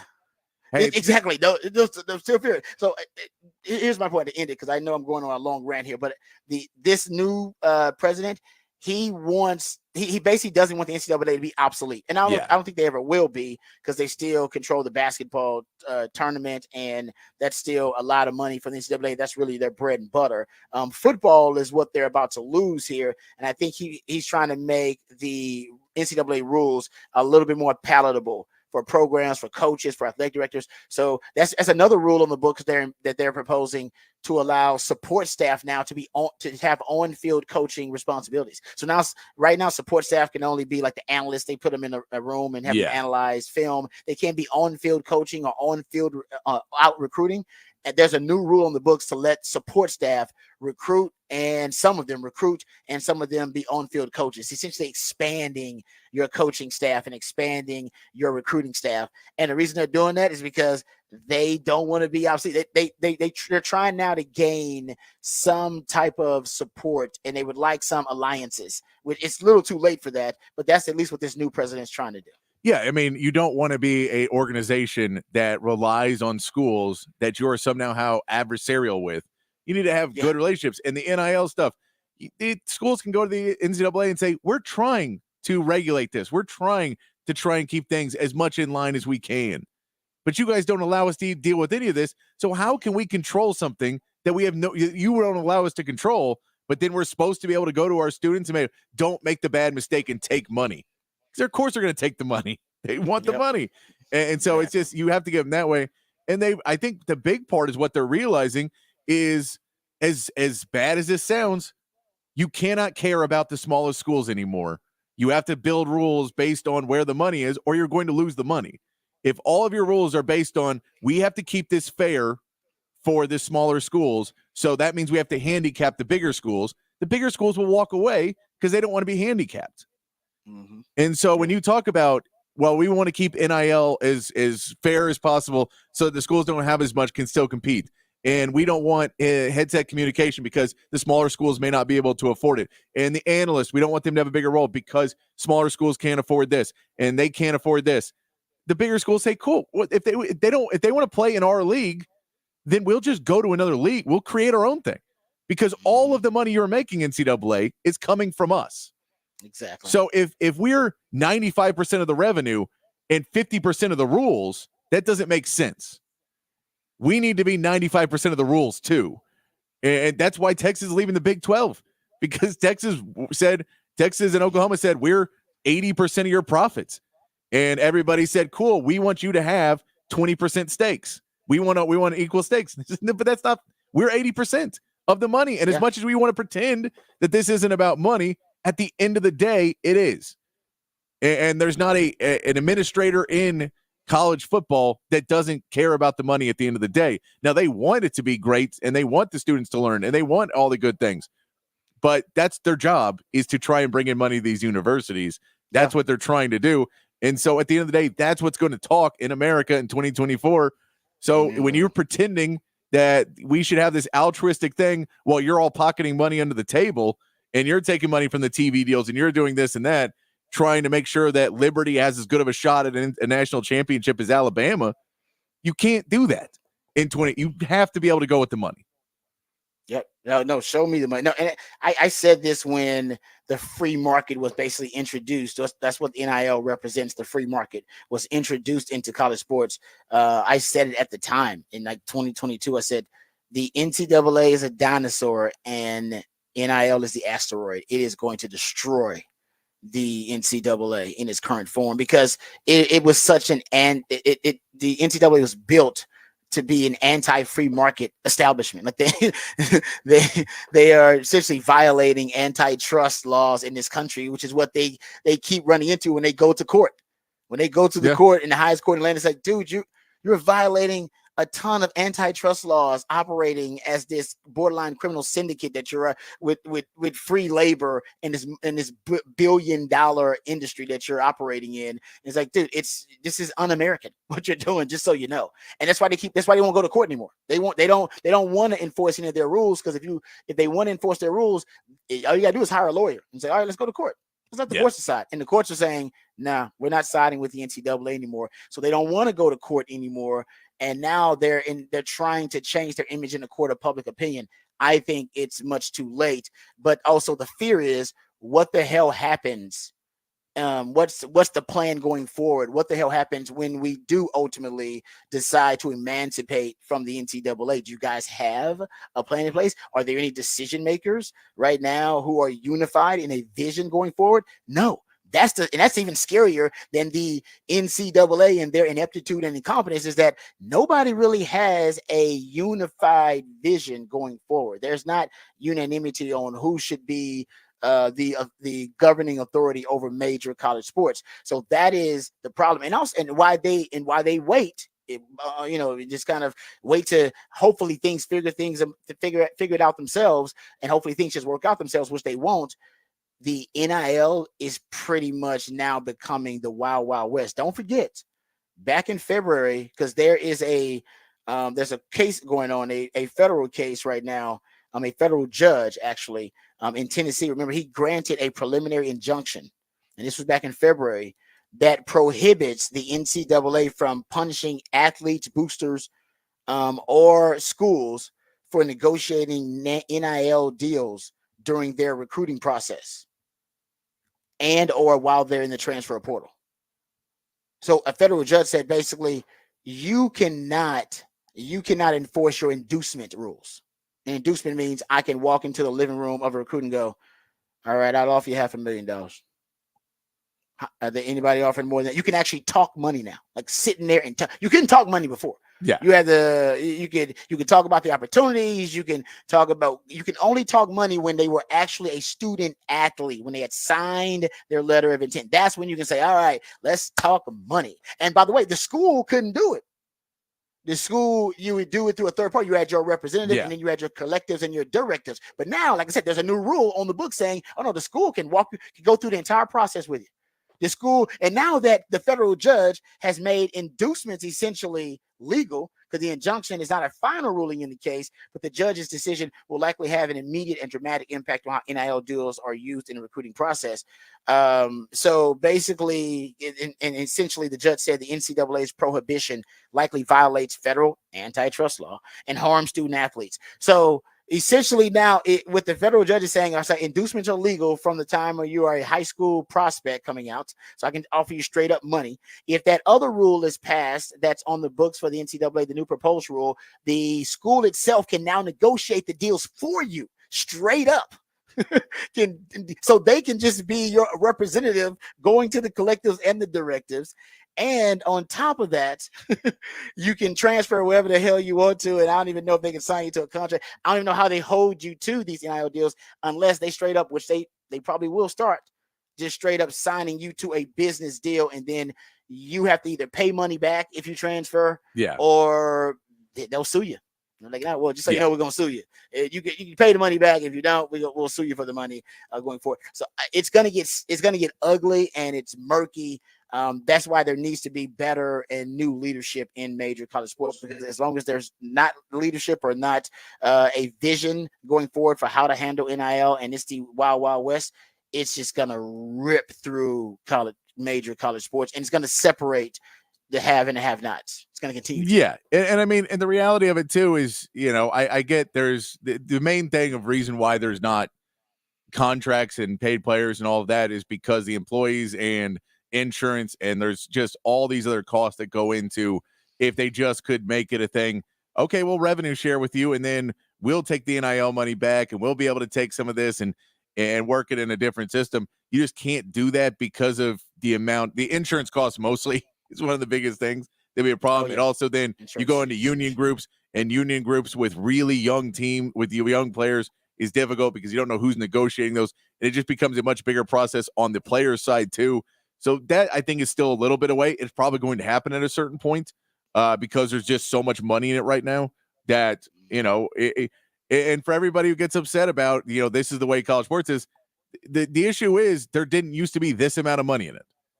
And so this was able to all happen, and the scholarship was okay, and all of that was fine until people were becoming multimillionaires over just being a part of the NCAA and being a part of college football.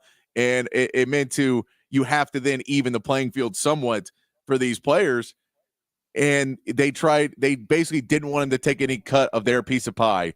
And so they gave them NIL to say, well, if you want some money, go find your own money, and hope that it would be bad enough that people would get mad at it. And people got mad at it, but not really at the players as much as they got mad at the NCAA for just allowing this to happen and knowing what you were walking into. So now you look at it, it's good that there's at least somebody new that's trying to put some wrangling on it and trying to work towards a direction. They are, as you said earlier, glacially slow. So it's going to take time for any single ruling to happen. And then for every good idea, there's 20 people that are going to scream and yell at it because it's not the way it was in 1972. And, it's crazy because you have to keep watching this and going, hey, the rest of the world's moving and you guys are trying to stand still. You can't keep standing still. And then the flip of it, everything's moving so fast with the TV contracts that even you have the ACC's trying to sue. Other teams are all trying to get out of a bad contract. Like there's Stephon Diggs. Yeah, exactly. They're like, no, we want out. We demand a trade. You have at Florida State, we demand a trade. We want to trade to the Big Ten. No, you're right. That's happening right now. That's more the separation of have and have-nots. And, economic windfall is imminent following any like legalization of a commodity or a service that was once prohibited. And that's what, pay for play has always been prohibited. NIL was the great compromise. And now just like kind of recreational marijuana or, legalized gambling, legalized sports gambling, you just see the economic windfall is just tons of cash. That's just all cash that was in the black market at one time. It was right. It was on the black market, but now it's above board. And now I think, the NCAA, like you said, they are ill-equipped to deal with capitalism and being thrust upon major college sports. So they will have to do something. And the NIL, like I said, NIL is great. NIL really is good. So I'm not complaining about NIL, but ultimately you do have to have guardrails with capitalism, period. I mean, we all love capitalism. I love it. It's fantastic. It is a major vehicle for progress, but if you don't have guardrails, then can be rife with corruption. Yep. And that's what's happening right now, right? The great quote, every great cause begins as a movement, becomes a business, and degenerates into a racket. We're close to the racket phase of NIL already.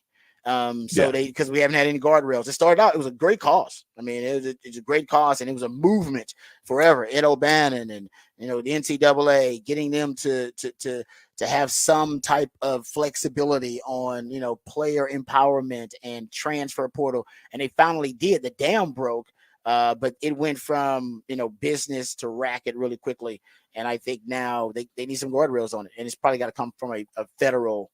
It's got to come from federal legislation, I believe now. Yeah, and we're past compromising at the state level or even with the NCAA. And that's not even mentioning the parts of when you get into stuff of like what happened with Miami, where you had a sugar daddy who turned out to be corrupt, and he was cheating in his own ways in business, and so he basically gets blown up, and it blows up their program because they had all these guys that were there to make this money from one guy who was promising them millions of dollars, and it turns out he didn't have it. He didn't have it. It was all a fugazi. Yeah, that's a great. People don't. So there's that other flip that's side. The dark side. That's the dark side. It's a lot. There are a lot of players being hustled right now. Yeah, a lot of players around the country being hustled because they don't have proper representation. I was talking to a lot of folks about that. It's just there's a really dark side to NIL. We just see the glitz and the glamour. And by the way, the University of Texas will benefit from all of this. Yep. All of these changes, and do nothing but help. Texas right now is one of the leaders in the NIL space, so it's just gonna help the University of Texas. So there's no fear from Texas fans that, oh man, what about these changes?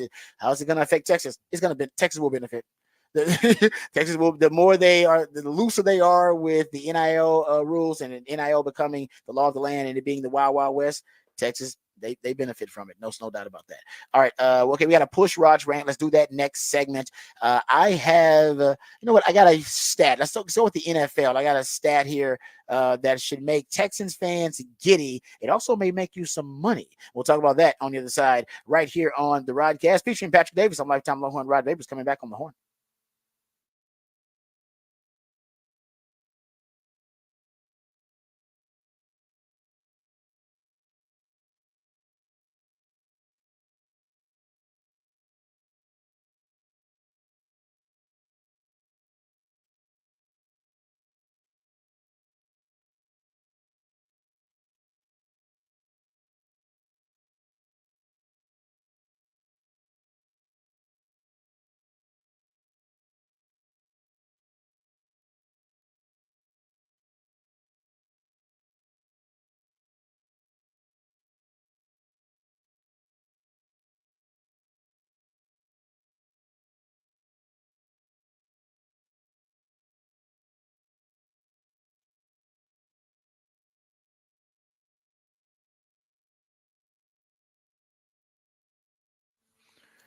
Hey, what's up, folks? Lifetime Longhorn Rod Babers here. Let me tell you about our friends over at Callahan's General Store. It is that time of year where you want to make sure that your lawn is in top-notch shape. You want to make sure that it's looking like it's in golf course condition, and that's what I want. I want that Lawn of the Month award. I know it's not a real award in our neighborhood, but we are. I think all of our neighbors give it out. Oh, man, that yard looks really, really nice. I want people a little envious of my yard. So I talked to my man, Charlie Wilson, who is the general manager and CEO over there at Callahan's General Store, and he gave me all the tips, but he also told me exactly what I need to do. First of all, just head on over to Callahan's General Store. That is the first step in making sure that you have that yard that's looking like it's in golf course condition, beautiful, lush, plush, and healthy. That's what you want. And my friends at Callahan's General Store, they led me in the right direction. First of all, they have the pre-emergence stairs. You can kill all those weeds. We know it looks like grass, but it's not.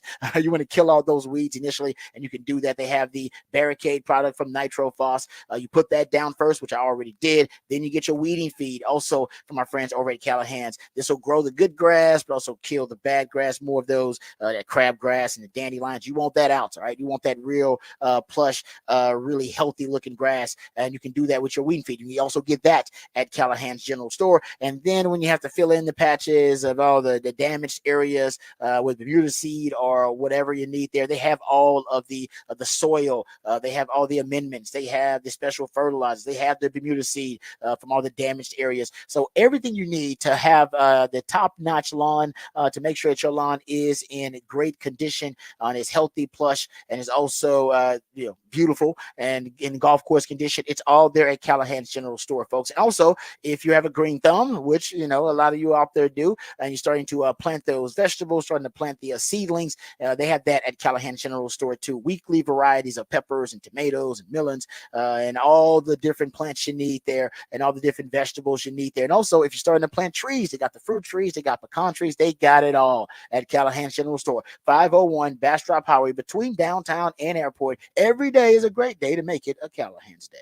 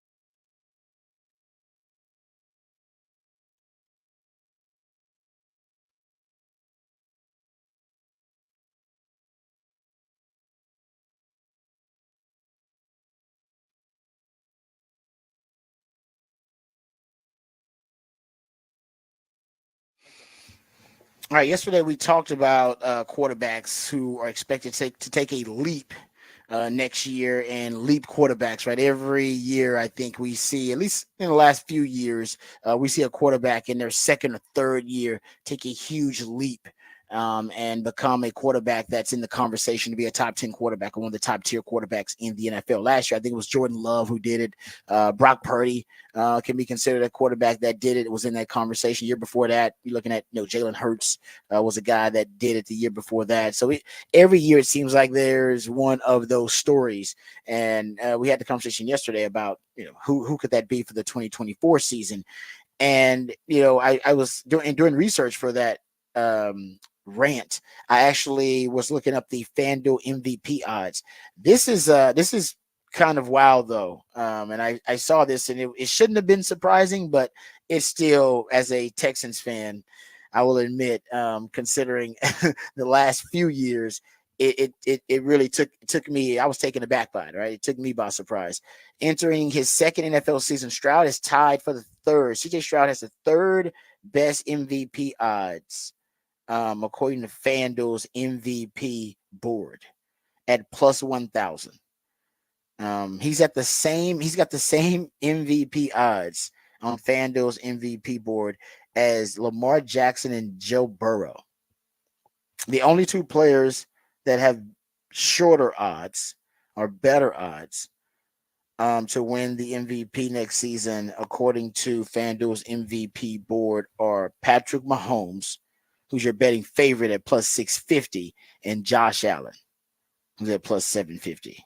And he just got Josh Allen's number one weapon. And Josh Allen's lost a lot of weapons too. Yeah. So I'd take CJ Stroud over Josh Allen right now if I'm taking that bet. But and by the way, he is, if you go look at it, Jordan Love and Justin Herbert actually are pretty higher than I thought. They're at plus 1,400. They're behind CJ Stroud. But CJ Stroud, third best odds to win the MVP, behind Mahomes and Josh Allen, tied with Lamar Jackson and Joe Burrow. His plus 1,000, how about this? His plus 1,000 odds to win the MVP are the shortest in the last 15 years for any first or second year player in the NFL.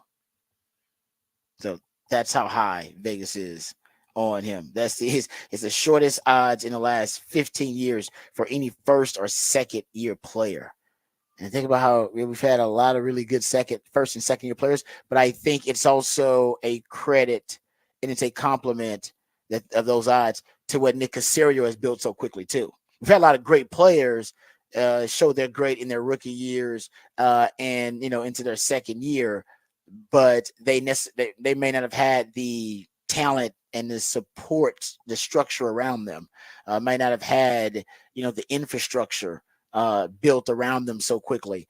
I think the argument would be with DeMeco Ryans and also with Nick Caserio and what he's done, and that they've accelerated the roster construction with the Texans, and that maybe CJ Stroud's got a better supporting cast than a lot of the recent quarterbacks who've excelled in their rookie years and second years, or great players who now have those MVP odds. That's why. So it's a holistic thing. It's all of those factors involved. Yeah, and Bobby Slowick being the super highly thought after coach as well. That I think is one too. The interesting part to me is we had the conversation about the Texans, the second best team in the AFC. Well, the top five the MVP candidates are all AFC quarterbacks.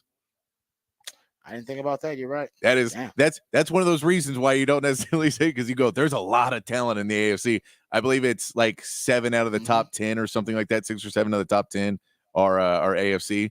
Because then you go into Brock Purdy and Jalen Hurts and Dak Prescott are all on that list as well for the NFC. But a lot of AFC on that top list of MVPs. No, that's a good point. I didn't. Yeah, man, the AFC is loaded, especially looking at the young QBs out there. And then we'll see what happens in the draft. It could get even worse. It could get even more lopsided, depending on what happens in the NFL draft with all those great quarterbacks coming out too. Okay. But I think a lot of those are expected to go to the NFC. You got Washington at the top there. I guess the Patriots. Chicago and Washington are the two. But so yeah, we go to the Patriots in the AFC, but then Minnesota's expected to trade up. So I guess maybe it will balance out if those quarterbacks work out, but the odds are only one of them will probably end up hitting of those top quarterbacks. All right. Here another little factoid here related to the odds for the Texans and how they've shifted since they made the deal with Stephon Diggs. So basically the Texans, as of midweek at Wednesday, I believe the Texans have gone now from 200 to 1 odds to win the Super Bowl before the 2023 season to now they're 15 to 1 odds to win the Super Bowl for 2024. That's the third highest jump to 20 to 1 or better odds in the Super Bowl market over the last 40 years. Washington went from 300 to 1 odds to 8 to 1 odds from 1979 to 1980. And the Cowboys went from 250 to 1 odds to 20 to 1 odds from 1990 to 1991, right before their dynastic run. Something was buzzing. Not saying that's what the Texans are about to do. But so that the biggest jumps recently were the 2021 and 2022 Bengals, who were 150 to 1 to win the Super Bowl in Joe Burrow's second season, then 20 to 1 after losing to the Rams in the Super Bowl, and then the 2022 to 2023 Jets, who acquired Aaron Rodgers, went from 150 to 1 odds to win the Super Bowl to 18 to 1 from year to year, but that was only because of the Aaron Rodgers hype. So there you go, a lot of hype on the Texans because if you go look at third highest jump in terms of Super Bowl odds from year to year, from the beginning of the 2023 year to now the beginning of the 2024 season in the last 40 years. A lot of hype around Texans. Yes. This makes my man Patrick nervous. He doesn't like all this hype around the Texans. He's not used to it. I'm not used to it. Little anxious. He's like not used to it. He's like, man, this is weird. It's weird. I don't like it. Why is everybody talking about the Texans nationally? Everybody talking about the Texans? Don't like it. You know, Rod, I want to be the underdog. And the more hype you get, you can't be the underdog. Oh, because then you're a fake underdog. I don't like fake underdogs. You don't like that. I have a question though. Let's throw this out there, and then we'll come back and we can discuss that, but also get into our what the stats segment. I was talking to a friend of mine who's a Cowboys fan, and he was willing to admit that the Texans have been a better organization in the last 15 years than the Cowboys. And I was like, that's strange because the Texans had such I guess it may have been a brief period, but it felt like it was longer. That those 3 or 4 years of absolute ineptitude and dysfunction. Yeah. The Jack Easterby years, Bill O'Brien giving way too much power, giving way too many responsibilities, not enough checks and balances. Cal McNair checking out. I mean, they were just a fustercluck of ineptitude and dysfunction. And yet, are we still willing to say that they were a better franchise the last 15 years than the Cowboys? If you look at playoff wins, playoff appearances, winning seasons, they're pretty much tied. It's pretty much a push. Yeah, I think it really is. Like they're pretty much tied in every category. I think that's where people get it, is because they say, well, the Texans were really bad for like this period of time, and they're still tied with the Cowboys. But I think, if we're going to be real, the Bill O'Brien years are at best the like Mike McCarthy, Dak years. That's the best case scenario. It's that they were never a Super Bowl contender in those years. You won a division a few times. They won the division, but they were never a Super Bowl contender. Yeah. They were never a team that you thought this team could win it all. And so I think there's some facts to it that the Texans are at least showing movement, that they're trying to make moves at points where they're trying to go up and then they're going back down, they're going back up. And the Cowboys have just kind of been for 15 years a pretty steady team, but not steady of we're going to get to the Super Bowl. They've made a couple splash moves. But yeah, it's I don't know. I don't know if I would say it fully, but as someone who watched the Texans for those 15 years, I feel you're a little biased because I feel like can't. I'm not biased. I feel retrospect, you can look at it and say, oh, statistically, they're about equal. But living through both of them, I think that the Cowboys had a better 15 years. I know. I think the next 15 may go the Texans' way. That's why you're biased, because you literally hate the Texans so much you renounced your fandom during that time. Like that's how much you hate the Texans. Yeah, so you are somewhat biased, and the Texans were an absolute clown show, a dumpster fire that you couldn't even you had to emancipate yourself from. You had to free yourself of the Texans. They were so bad. And I'm saying that last 15 years, you look at last 15 years, Texans and the Cowboys winning seasons 8. They both have had 8 in that time period. If you go look at playoff appearances, 7. They're tied there. If you go look at playoff wins, I think the Texans have more playoff wins than the Cowboys, actually. Yeah, they do. Yeah. They got like 5-4. Yeah. Anyway, my point, we'll talk about it a little bit later. I've seen the stats. I've seen the stats of it. I've seen all of that.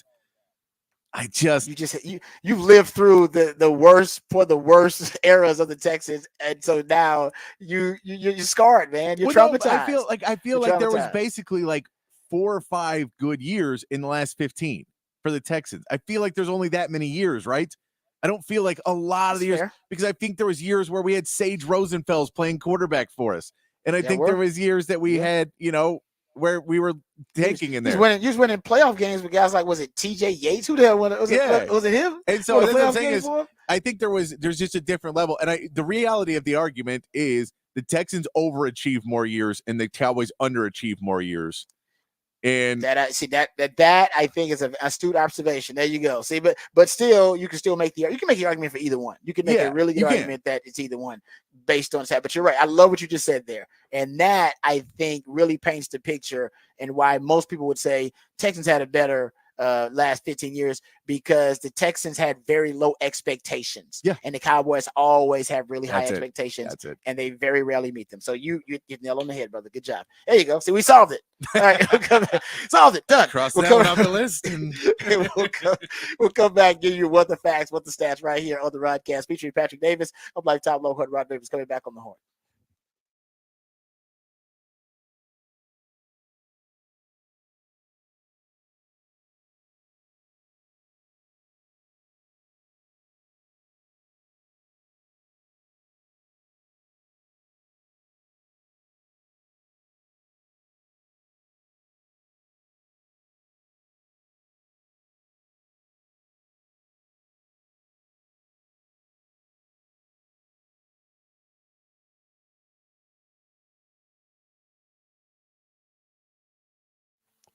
Hey, what's up, folks? Lifetime Longhorn, Rod Babers here. Austin is a great city. Even with the traffic, it's still one of the best cities in the country, and as the city continues to grow and thrive. Well, so do our friends over at Ironworkers Local Union 482. They don't go to the office. They're the ones who actually build the office. Many of the iconic landmarks you may be driving by right now or driving on right now were actually built and constructed by the hands and skilled craftsmanship of Ironworkers Local Union 482, like the Pennybacker Bridge and DKR Stadium. The folks over at Ironworkers Local 482 right now have another big project happening right here in Central Texas, and they need your help. They're hiring over 3,000 people, and they're offering competitive wages, competitive benefits, a pension plan. They even offer training for unskilled labor through their apprenticeship program. So what are you waiting for? Become a member of Ironworkers Local 482 right now, and you can take pride in the type of teamwork and craftsmanship that helps shape the future of our great city. If you're looking for an exciting employment opportunity, or maybe you're just looking for a new challenge, or maybe you're looking for a refreshing career change, or maybe you just want to feel valued by your employer,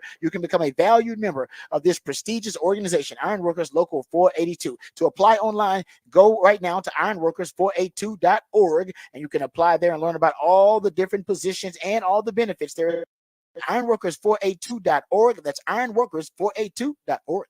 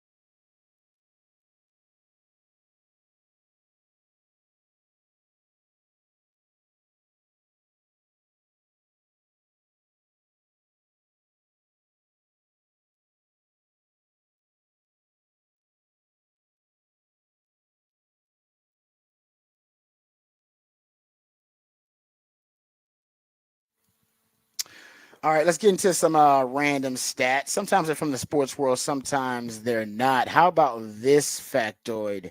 According to this fact, Americans spent over $113 billion on lottery tickets last year. That is more than they spent on movies, books, concerts, and sports tickets combined, it says here. Ooh, we like our lottery tickets. I'll buy a lottery ticket every once in a while. I think around Christmas I usually buy like lottery tickets. It's like a nice Christmas gift for people. I'm not that into it, but Americans really into their lottery tickets. I know the Powerball is at what, $1.2 billion right now. Yeah, see, I get that. Oh man, I know you gotta be consistent. You're not gonna win it by just going to buy one ticket. No, see, this is the thing. Because I am the person that every once in a while will buy one, and then I just have it like in my wallet or on my desk for a week or two, and then I'll check it. Yeah. See, because I like buying like $2 worth of hope. And for 2 weeks, I have $2 worth of hope setting on my desk. For $2, I can go, and when I'm having a bad day, be like, oh, that's right though, I'm a multimillionaire in my house. I'm a multi-million-dollar piece of paper on my and then when you check it, you didn't, but you're like, it got me through some times where I wasn't happy or whatever else because I had this one piece that possibly there's a small chance. But the reality, there's Kyle Kinane has a great joke about it. A comedian has a great joke, which is he goes, I never understand why people who play the lottery are not more afraid of getting struck by lightning. Why is it only good luck that can happen to you? Not bad luck. Because they actually don't really believe it. They don't. They know that the odds are slim to minuscule. Yeah. That is a great point. You only believe it. Now, I believe in bad luck. That's why I don't play. I believe it. Oh, I know bad luck exists. Bad luck. Oh man, I believe I'm probably pretty even in terms of bad luck and good luck I've had. But I'm blessed though, no doubt about that. But yeah, man, I believe in bad luck. Oh, I do. Okay, I know we're up against here. I want to share this one, which really quickly. So how about this? Everybody likes Chick-fil-A. Their 2023 financial data is out now. So some of the reports, some of the data is leaking, and the average annual revenue for a Chick-fil-A store, we're at $9.3 million per store. That's a 6.5% increase from last year, 39% increase from 2018. I always say you never see a Chick-fil-A that's closed. You ever notice that? You always see a closed McDonald's, a closed Burger King, closed Subway. You never see a Chick-fil-A that's open and then closed. I've never seen a closed down Chick-fil-A. Once they open, they stay open. The highest performing store generated $19 million in revenue, while the low is just $2 million in revenue. So the worst Chick-fil-A had $2 million in revenue in 2023. The worst performing Chick-fil-A. I wonder where that is. I'd like to know. That means that the worst Chick-fil-A generated more revenue than the average KFC, Wendy's, Burger King, Taco Bell, or Popeyes. There you go. That's impressive. Throwing it out there. So if you love Chick-fil-A, and they close on Sundays, all that's with being closed on Sundays. They're making all that money, and they're closed on one of the days where they make the most money. How about that? Additionally, the average Chick-fil-A that is located in a mall, $4.4 million in annual revenue. So even if you have a mall Chick-fil-A, you balling. See, franchising Chick-fil-A is not a bad business model, but I do believe you have to be like approved, and they are a Christian-based organization, so they want to approve you and make sure that you're like-minded and you're aligned in their values. Yeah. Too. So you don't just get to come in there with your money, be like, "Hey, I want Chick-fil-A." Like, nah, man. Hey, man, I would. Let's talk to your preacher. I would love to steal their recipes and business plan, and then open a restaurant that's only open on Sundays. What's it called? Just Devil Chicken.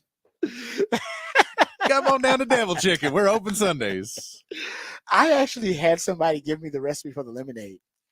And I don't know if I still have it. I have the recipe for the lemonade, though.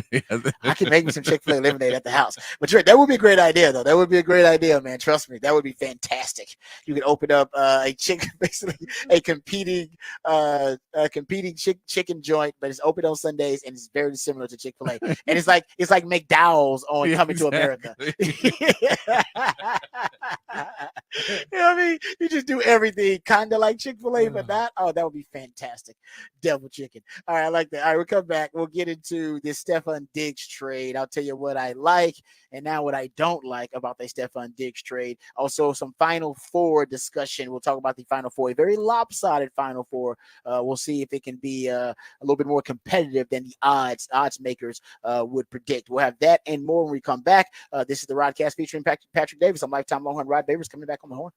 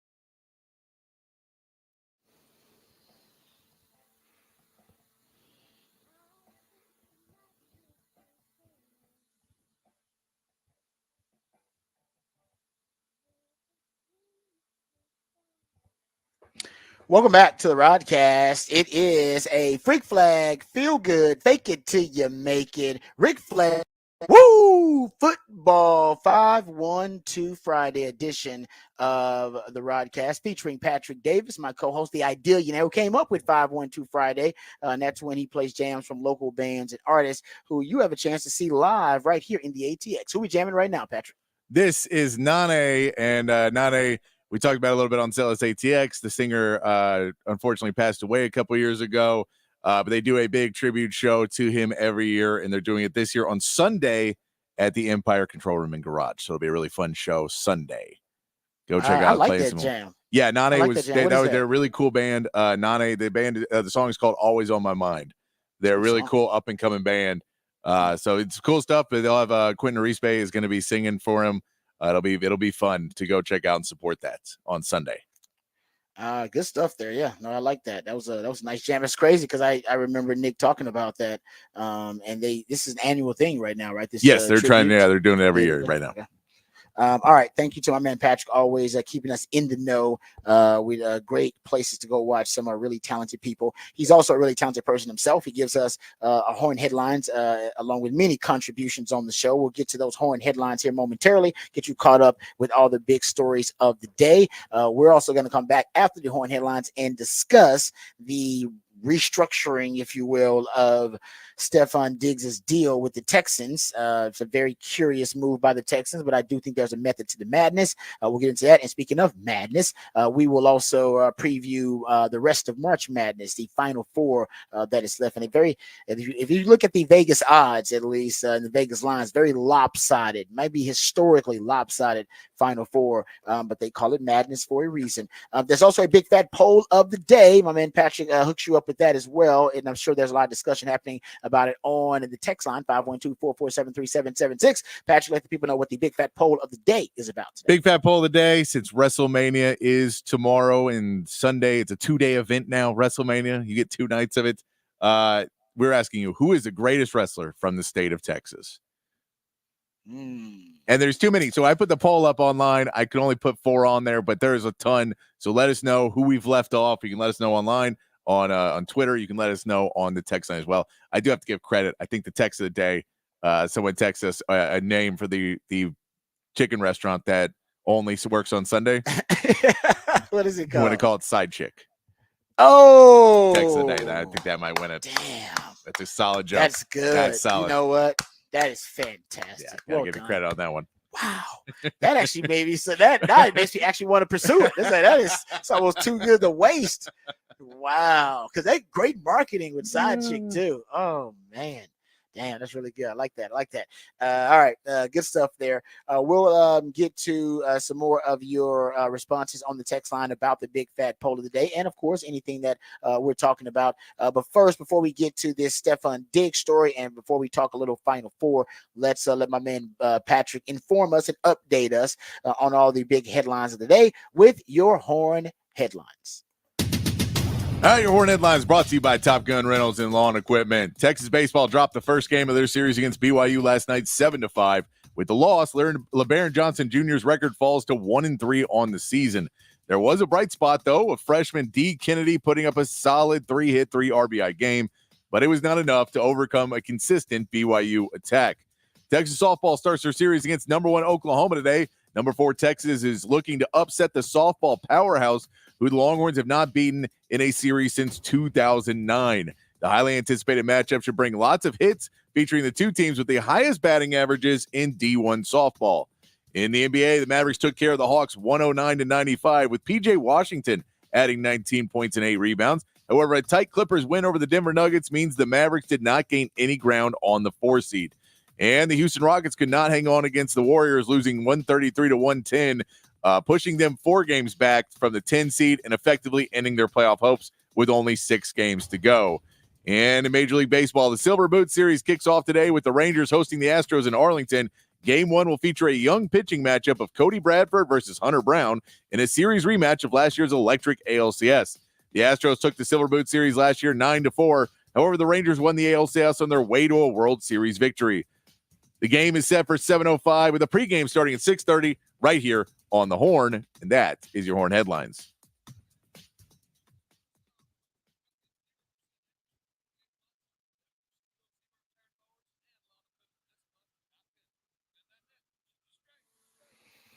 All right, we also will have a Rangers report coming up for you in the 9 o'clock hour. Top of the 9 o'clock, we'll get into a Rangers report. As Patrick just mentioned, obviously a lot of talk will be about the rivalry between the Rangers and the Astros, and my son rekindling that rivalry, which right now I don't know if, maybe Michigan, Ohio State is in that conversation, but I don't know if there's a better rivalry right now, considering you have those two clubs coming off back-to-back World Series wins. So I don't know if there's a rivalry right now that is that hot. I don't. Yeah, I mean, it's hotter than the Rangers Astros. Rangers. And you got to remember, this was a series last year in the LCS, and we'll get more into the Ranger report. But you remember, Brian Ray got suspended. For the beginning of the season, because there was a whole thing. This is a Rangers team that's fiery and ready to go, and the Astros are coming in, and they kind of felt in the ALCS that they were the old school and they should have been able to get the win. And, everybody was winning away games because the Astros have been really, really good in Arlington, and the Rangers have been really, really good at Minute Maid. So it has been a thing where right now you see how, if it gets fiery again, if they have if they get into it, if there's any pitching that the balls kind of start to get away from the pitchers a little bit, or if we see anything on the base pass, if they're cordial or not going into a new season, if there's still some resentment. I don't think it'll be cordial. I don't think these teams actually don't like each other. I don't think either manager wants it to be cordial. You're right. And honestly, the Astros need. They need to get fired up. They need. Yeah, they exactly. Like I said, they almost need somebody to poke them a little bit. Something's. They're just starting a little slow. They just seem a little lethargic early on in the season. Yeah. It's a long season, so they'll be fine. I'm not stressing about the Astros, but they go out here lethargic and start slow versus these Rangers. Man, these Rangers will put it on them. They will put it on them. This ain't your mama's Texas Rangers, man. That's for damn sure. Okay, let's. I don't even know what that means. I said that, and I was like, the Rangers could have been great back then. I just threw that out there. You don't even know what that meant. All right, that was Nolan Ryan. Yeah, exactly. Like, what am I talking about? Not your mom's Texas. What are you talking about? That was a Rangers team that literally held a guy's head and punched him in the face 20 times. Yeah, I was like that team was pretty damn tough. So just ignore the last comment there. All right, let's get to the Stefan Diggs discussion here. So once again, Nick Caserio, you guys know I'm a big Nick Caserio fan. Cook Caserio, as they call him. He's always cooking up some deal. Had more trades in the NFL than any other GM since he got to the Texans. Even in that draft last year, had more trades than anybody else. So we know he's willing to make a deal, and he made another one, a big one, to trade for Stefan Diggs. But this is what broke yesterday. So part of that deal, by the way, is being reported by Diana Rossini. This was a mutual decision. So both Stefan Diggs and the Texans, they agreed to this, a mutual decision to void the final 3 years of his contract, giving him the ability to become a free agent after this season. They also moved up the guaranteed money that he was due in 2025 and moved it up to this season, this upcoming season. So now that was $3.5 million, I believe. So in addition to what he was set to make this season, which was around close to 19 million, 18 and a half, something like that, he's now going to be at 22.5 million on this 1 year deal, because they voided the last 3 years of his deal, and he's going to become a free agent. And because they voided the last 3 years of his deal, they are not eligible for a compensatory pick when he leaves, or if he leaves. Now, they could sign it to an extension, but like I said, he's set to become a free agent right now. So worst case scenario, you spent a second round pick basically kind of for a 1 year rental of a player, if that's the way, if the worst case scenario works out. Yeah, worse. And the way if you combine all the trades and everything. But I don't think that's the case. My point being this: once again, Nick Caserio, he has negated the value that he obtained in the trade. And you guys know him about accumulating value with all these transactions. And over time, it adds up. And that's how you end up, I think, as a GM, you end up in the black or the red, kind of just obtaining value. Guys outperforming their contracts, outperforming these deals. The team being on the winning side of the deal, right? It being more of a team-friendly deal. He has basically, this is the second time he did it with the Joe Mixon deal, had a lot of value in that deal because he acquired him for a 7th round pick, a running back who was 27 years old, coming off 1,000-yard season. You only have to pay him $2.2 million of a base salary. And then they decide, no, we're going to pay him. We're going to sign him to a 3 year deal, which negated the value that you obtained there getting Joe Mixon because you paid him and you gave him an extension that's 27 years old. So I don't know if he's going to outperform that deal, which is ultimately the goal of every deal you sign. You want the player to outperform the contract. That's if you can get that over and over again, then you're winning. And now I don't necessarily know if that 1 year, $22.5 million, I don't know if you have the same amount of value to extract from that transaction as you did when he was on the first year of a 4-year deal. And he was going to be the 15th or 16th highest paid receiver in the league. Now on a 1 year, $22.5 million deal, he's essentially a mercenary. Now, it does show you're going all in, and I appreciate that because that's an all-in kind of move. It's like, nah, man, we need a guy right now who can ball out, that gives us the best wide receiving core in the league, and this guy can do that. But the Kim Kardashian, Nicki Minaj, the real besides Cardi B, besides Megan Thee Stallion, size, but like I said, you negate all the value that you gained in the trade. Yeah. Which, hey, I'm fine with that, and he knows that too. Yeah, because it changes that second-round pick to where, and it still is, the worst-case scenario we said was, well, you missed on a second-round pick, which teams do all the time. You know, that's true. Get a guy in the second-round pick, it didn't work out, you cut him 2 years in or whatever it is. So that's where you're basically at right now. The problem was the contract wasn't, if it was like a $10 million contract too, where it was really, really underpaid, I think I would have understood it more because you say, yeah, Stephon Diggs is not going to show up to camp next year playing for that amount of money. However, it was still around 18 million. It wasn't anything to sneeze at. It's disappointing to see because I thought they would have stayed at least one more year on that contract. I thought they would have gone one and then maybe said, we'll cut your last 2. I know you don't want all 3. You want all new money. I get that. You want more guaranteed money. I get that. But how about we cut the last 2 years off? You give us 2 good years, and then we can negotiate again, and we can negotiate next year. If you kill it this year, we'll renegotiate at the end of the season, and we'll redo that at part 2. But let's not void all 3 years. Let's void 2 of them, and we get out of it. That makes more sense in my head. I don't know what the conversations were between them. I don't know if it was a situation where they wanted him to take a lot of money up front, but they were more worried about if they give him a bunch of money right now up front, he's still going to complain next year when he comes back and, you know, and they have to renegotiate and they're going to have to keep doing it. So they may say, you know, the best thing for Diggs is never signing to more than a 1 or 2 year deal. If you have a player like that, don't give him a 4 because you're never going to get the value because they're not going to contribute the same way on that. So you basically always have to risk losing him to get the best player. That may be the thought. I think D'Amico Ryans, being a former player, is brought in more of a culture of trying to not have super lopsided contracts, trying to have players happy with their money because he knows what the effect can be in a locker room, especially when you're talking about a lot of young guys. You know, you have you're showing a good faith when you're going to re-sign Nico Collins in a year or two, that if you got to re-sign Nico, that you want to tell him, look at the good faith we're operating in. We couldn't hurt you.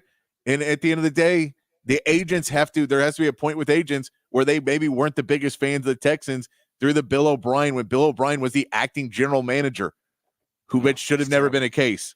Then when you say that, and who were they talking to? Agents may have had a bad taste in their mouth from that. They may have had a bad taste in their mouth for the Texans, you know, underpaying and signing guys for mercenary deals for the last couple of years and tanking.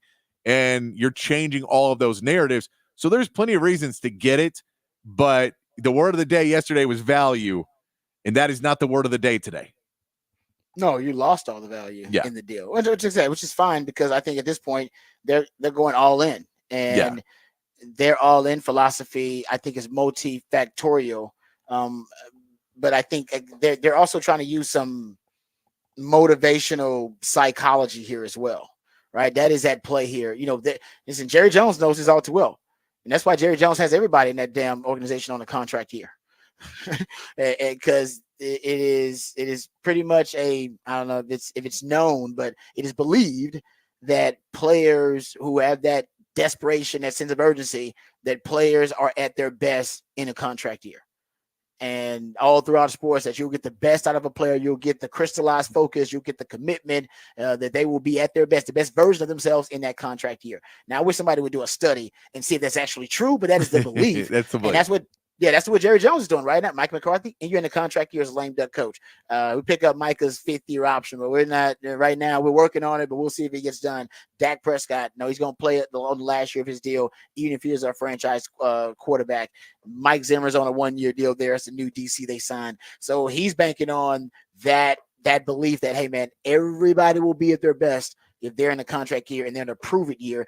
And the Texans, I think, are using some of that with Stephon Diggs right now. So I think that's important. Like, hey, man, prove it to us. I think they wanted to sign him to some type of cost-effective extension. Yeah. But he obviously probably wanted big money. I mean, that's the way these things work in terms of a negotiation. And the Texans probably wanted to sample the goods first, which I agree. I mean, there was some reports coming out of Buffalo that he was displeased, and when you have a diva wide receiver that's unhappy, it can be really toxic, and you don't know how he's going to work out with your young quarterback, how he's going to work out in locker room. So he probably wants to sample the goods, and this is the compromise of them, hey, getting a chance to sample the goods, but also him getting some security. And the security for his Diggs is, well, I'm a free agent. If I don't like it, I get to get out of here in 1 year too. And the Texans are like, well, if we don't like you, then we get to get out of it. So I get that. But I think the benefit is, I do think you lose the value, but the benefit is, and you brought up something like this brought up something earlier about, DeMeco Ryans and him being a player. Yeah. And his input is, hey man, let's, we don't want guys unhappy because they're here. We want guys to be, to be content with their contracts here and be like they're paid market value. I will say the added value is that you will now have a reputation in the league for player friendly deals, and rewarding players like a Dalton Schultz for the mercenary deal. If you actually are going to put the work in and be productive in that 1 year prove it deal, we'll pay you for it. So I think the reputation for them now is that we know Saquon Barkley said when he was a free agent, first team he thought about was the Texans. Right. Danielle Hunter was offered more money by other teams, but he chose the Texans. DeMeco Ryans himself chose the Texans. And I think maybe they want to rebrand themselves as a spot that's player friendly, that's a destination for free agents, that when you think about becoming a free agent or you demand a trade, that you think, you know what, man, I might want to go to the Texans. They got a quarterback, they got a coach that's really cool, they got a player friendly, great city. I'm just throwing a great city in there because I'm from H-Town. But and also Nick Caserio, right? Nick Caserio wheels and deals, makes more trades than any other GM in the league. And if you're even a front office exec and you're like, man, we need to make a deal here. We need to trade out of this spot. We need to trade up. We need to trade down. Or we need to trade this player or trade for that player. Nick Caserio is the guy you want to call because Nick Caserio is willing to make a deal. And so I think having that reputation, I think this is intentional. I think it's deliberate. Yeah. They want that reputation so that teams will be willing to negotiate with them, or teams will call them first and go, hey man, we got to get rid of this wide receiver or this DB.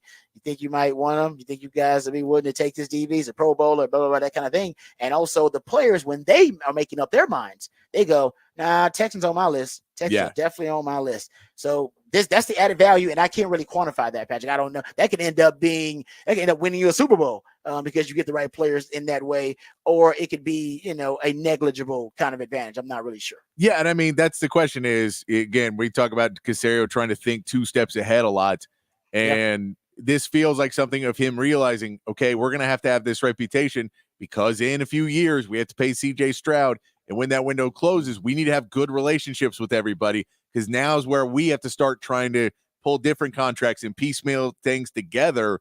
We're not going to be able to necessarily just go out and spend the money like we can right now. So we can go out and kind of wheel and deal and throw out 1 year deals and throw out big money for a couple guys right now, because we need that goodwill in 3 years when TJ Stroud's getting paid, and we're going to have to figure something out. I will throw in, you gave us some sound a week or so ago, Mike McDaniel talking about the change from the Dolphins from this year and from last year to this year and things. And he said, you learn more as a coach about being callous about some things. And that's something you worry about with DeMeco Ryans is, when are you going to learn the part of, hey man, this is fun and games, but when you come up short and you're a competitive guy and you realize that some of those guys you tried to treat fairly did not produce. Mm-hmm. What do you do next on that? So I think it is a step, but I remember that piece of audio from Mike McDaniel where he said it was basically like, you just have to go through and make hard decisions, be a callous person to try and improve your team to get to that next step. That's where I think you see the Texans are right before that. Yeah. It feels like they're right before that. I remember that. You're right. That's a great point. And if it pays off for D'Amico, because I'm sure he's going with his gut on some of these things, it's great. But if it doesn't, you're right. That would be something to critique about the young coach. Like, hey, man, we got to remove emotion from it. I know you love these guys and you want everybody to be happy with their deals, but sometimes we just need a guy to do his damn job, and we pay him accordingly. Yes. Yeah, that's what, our superstars, we want them to be happy. Our quarterbacks, we want them happy. Our elite players, we want them happy with their deals. The Jags on the team, hey, man, you get paid to do a job, do your damn job. Yeah. All right. That's a great observation. I totally agree with that. Okay, really quickly, let's do some NCAA tournament discussion here. The Final Four is going to be happening this weekend. It is a very lopsided Final Four when you look at it. I went and looked. How about this little still factoid? Because UConn is favored by 11.5 over Alabama. You told me that Purdue favored by 9.5 over NC State. The 21 combined points both teams are favored by is the second most in the semifinals in the past 60 years. The past 60, you got to go back to 1972 before you had a combined point total of the two favorites that was more than the 21 combined point total that UConn and Purdue are favored by versus Alabama and NC State in 60 years. So you're talking about one of the most lopsided Final Fours, at least odds-wise, and looking at the Vegas line that we've seen, Patrick, ever, actually. So what are the odds? Are you picking? You got any of the? Which one is more likely to have the upset in your opinion? The NC State. NC State, the way they've been playing, I think Purdue has always been a little bit more likely to be upset. They're just not overall as great of a team. They have the player of the year in Zach Edey, but Zach Edey, a lot of it is how he's officiated. He is 7'4". He is a power inside. If guys start bumping on him and they call it, then he gets a free throw line. I believe he shot 24 free throws in the last game.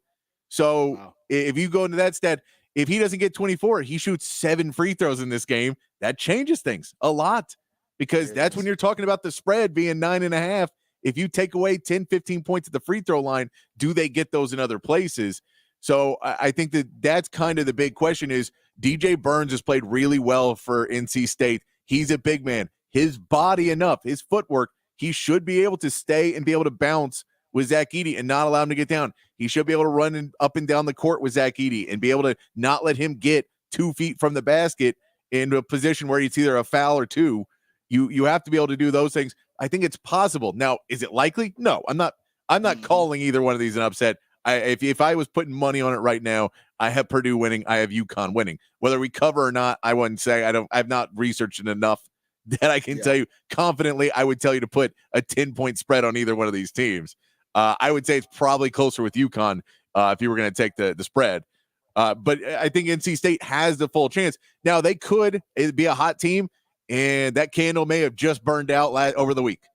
Yeah, that's what you worry about with hot teams that are hot at the right time. They can cool off. You saw it in Houston with the Rockets. They were really hot going down the stretch. They got within a game of the 10 seed. And they're 4 games back now because it all kind of fell apart. And then Golden State started to play a little bit better and everything changes. But Jalen Green just calmed down. It was one player who was scoring 40 points, 30, 40 points a game. And now he's scoring under 20 again. And you're right back down to earth. That can happen for NC State. You have a couple guys that have been shooting lights out. They slow down. Alabama's the same thing. They've been shooting lights out threes. And if you shoot lights out threes, if you come into this gym and you're feeling it, then you can hit it.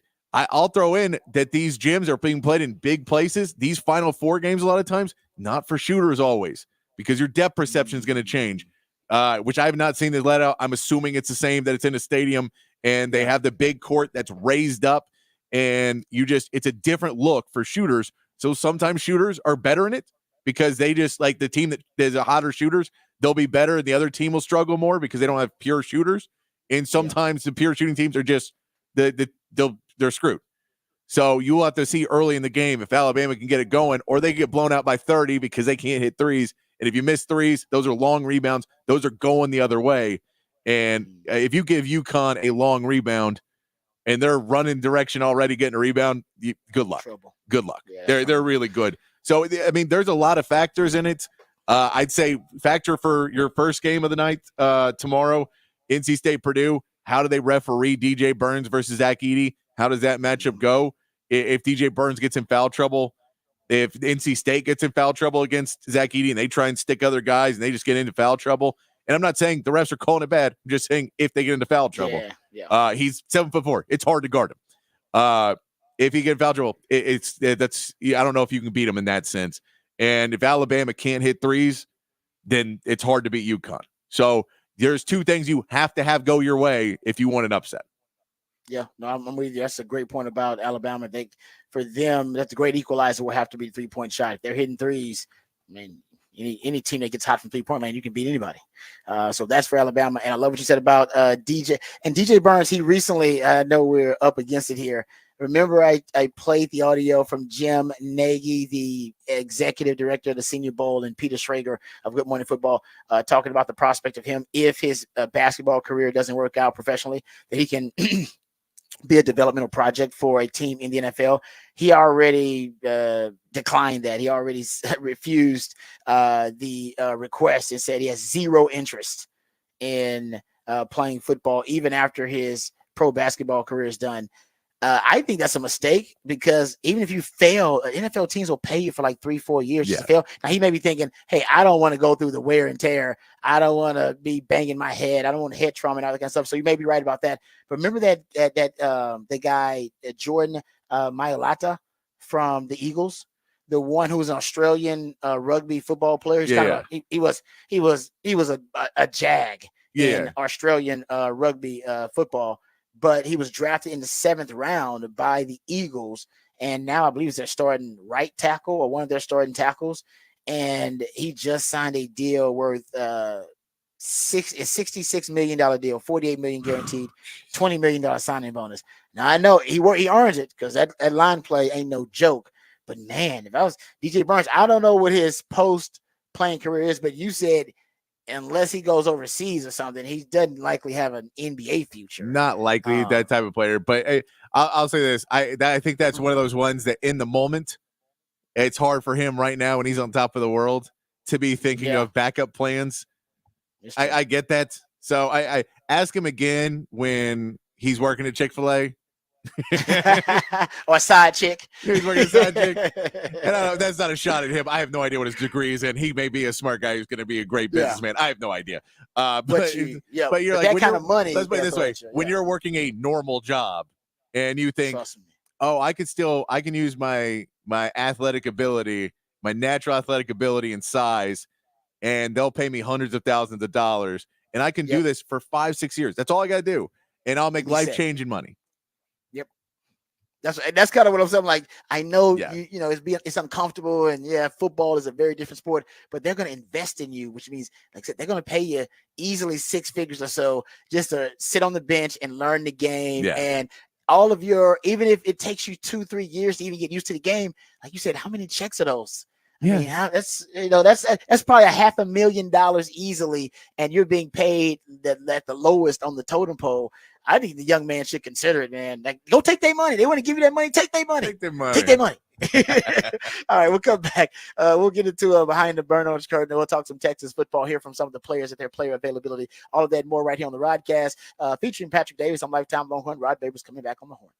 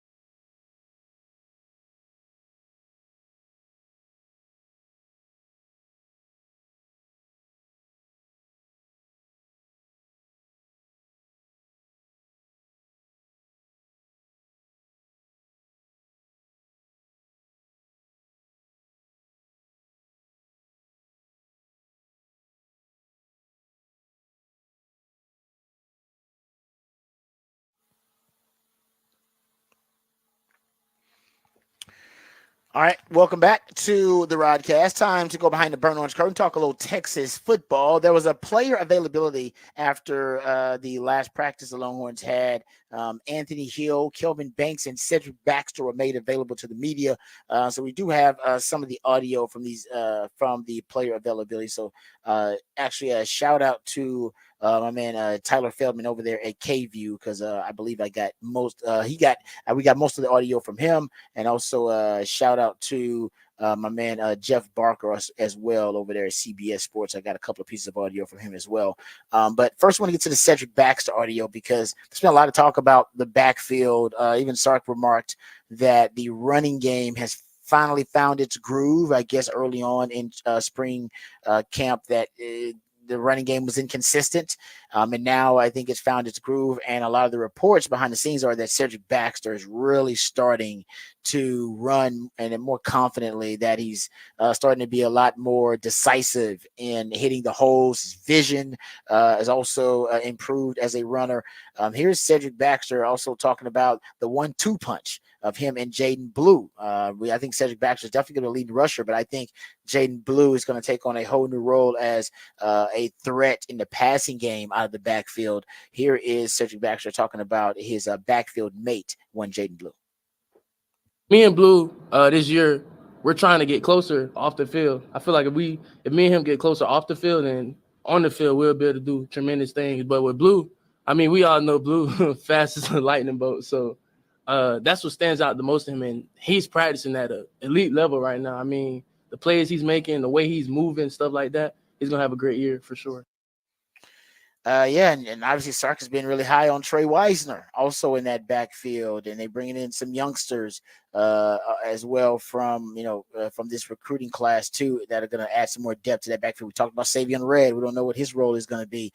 So they are deep in the backfield. And a lot of that is due to Short Choice, right? Short Choice is a guy that, he's able to stockpile that talent, and guys like Jaden Blue are willing to wait their turn and be patient. Same thing with Jonathan Brooks.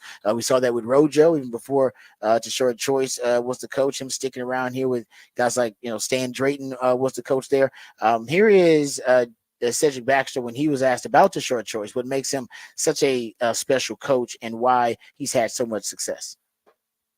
Like you said, trust was a big part with Coach Choice, and if you look at, man, the type of dude he is outside of football, it stands out. I mean, that's what really won me over. I know how he develops backs and stuff like that, but outside of football, the type of person he is, I feel like if I don't want to call my dad or my granddad or a family member like blood, I know I can call him like, hey, Coach Choice, I got this going on, or I got this, and he will give me the same answer that somebody that's in my bloodline would give me. Yeah, there you go. I actually had a chance to speak to Rojo yesterday. Shout out to our Third and Longhorns podcast that we do. And Rojo had very similar things to say about Short Choice, speaking of him as a father figure, as someone who cares about you and relates to you as a human, before a football player, cares about you as a person, but also as a player. And that's why the coaching is so well received, because the guys respect the person that Short Choice is so much, and the relationship that he's built with those guys. So running back room, and I think you'll get a point where you'll put both of those guys on the field together, Cedric Baxter and Jaden Blue on the field together. I've talked about the pony package. There are reports that the pony package, the 2 tailback set, actually is being repped in spring. If it's being repped in spring, that means it's part of the basic package for Texas. They just started teaching situational football, 3rd down, 4th down, money down, short yardage, goal line, red zone, 2-minute drill. They just started putting that package in this week. So if they're running some 2 tailback sets, some pony package, that means that it's part of like the basic kind of knowledge of the offense and your basic personnel, which I hope that is the case. Not specialized, not boutique, but your basic, and it should be, because it's easily the most explosive, the most efficient, and honestly, it's the most effective personnel grouping that Texas has had on the 40 acres in the last 3 years. All right, jumping to the defensive side of things. Anthony Hill also was made available. And I think it's interesting that Anthony Hill and Cedric Baxter are 2 sophomores. You got a lot of leadership on the team. Kelvin Banks also spoke to the media, but 2 of those 3 guys, sophomores, young guys that, the first day for player availability, You'd have thought maybe, you'd had some veterans up there and you got plenty to choose from. But Sark shows you the trust that he has in these young guys by putting them out there with the media. Anthony Hill was asked about the lessons they learned from Jalen Ford, who will be drafted into the NFL in this upcoming draft. I thought this comment was interesting from Anthony Hill. Here it is. He helped me with pretty much everything when I first got here, just from the weight room, getting at the list to my footwork, just little stuff like David, Maurice, they all helped me just when I got here to just get better and better every day. And they kind of just set the standard for the group and for the linebacker group. And hopefully I can pass that on for the next people. I like the last part of that where he's like, I can pass that on to the next group. That's what I took a lot of pride in on the 40 acres. I remember being mentored by guys like Joe Walker and Greg Brown and my man Ahmad Brooks, Quentin Jammer, older guys. And I remember, wanting to have that same role and responsibility and actually looking forward to it. And having a lot of pride in mentoring guys like Nathan Vasher and Michael Huff and Cedric Griffin, really great players who I knew were going to be great players, but I wanted to be a constructive part of their development. And there was a passing of the torch. And I remember talking to guys like Quandre Diggs and some of the other guys who were here doing some of the low points for Texas. And there was something lost in translation. That was a disconnect. That wasn't the passing of the torch with every generation of every class that came through the University of Texas.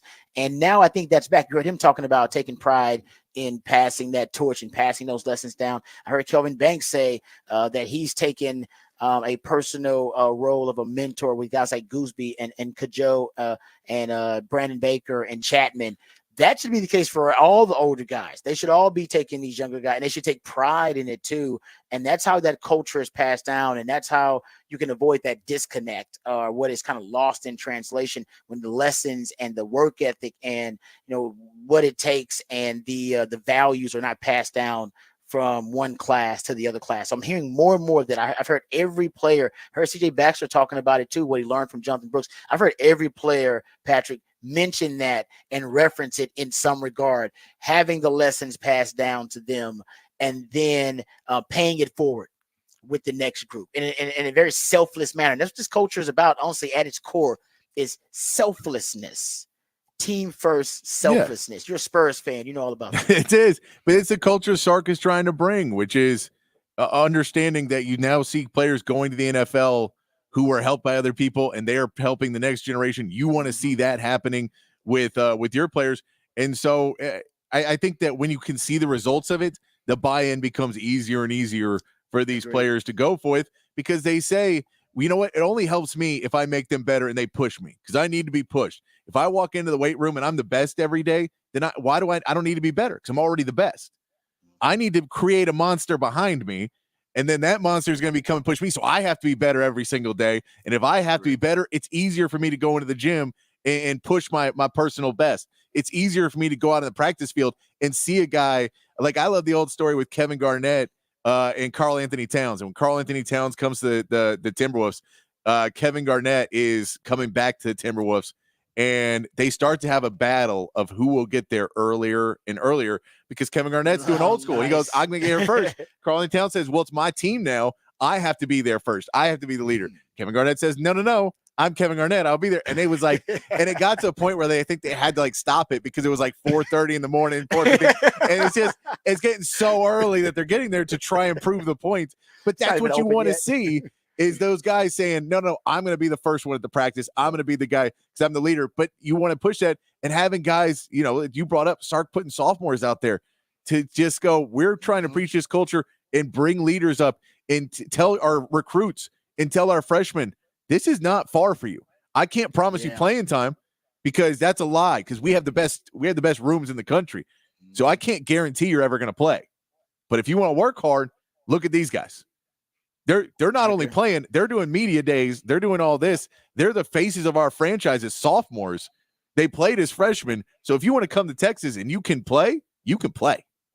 I agree with that. That's a good point. It's never too early to be a leader, right? Yeah. You can be a leader. You can be a leader as a backup or a role player. We've seen that from Rojo and Jay Witt. You can lead as a youngster. We've seen that from guys like Kelvin Banks, and now we're seeing it with these young guys like CJ Baxter and with Anthony Hill. So you're right. I think there's a lot of messaging that is being, I think, for a Sark that's being displayed here to the guys. Like, it's a message to the team. Like, hey, this could be you. This is your path, and it ain't far away. Good stuff there, Patch. I love that story from Karl Anthony Towns and Kevin Garnett. That is fantastic. All right, we come back off the record on the other side. We got some wacky stories for you on the other side here, sports related, and one, yes, about the Caitlin Clark effect. It is real and it is spectacular. We'll come back right here on the Rodcast featuring Patrick Davis. I'm lifetime Longhorn Rod Davis coming back on the horn.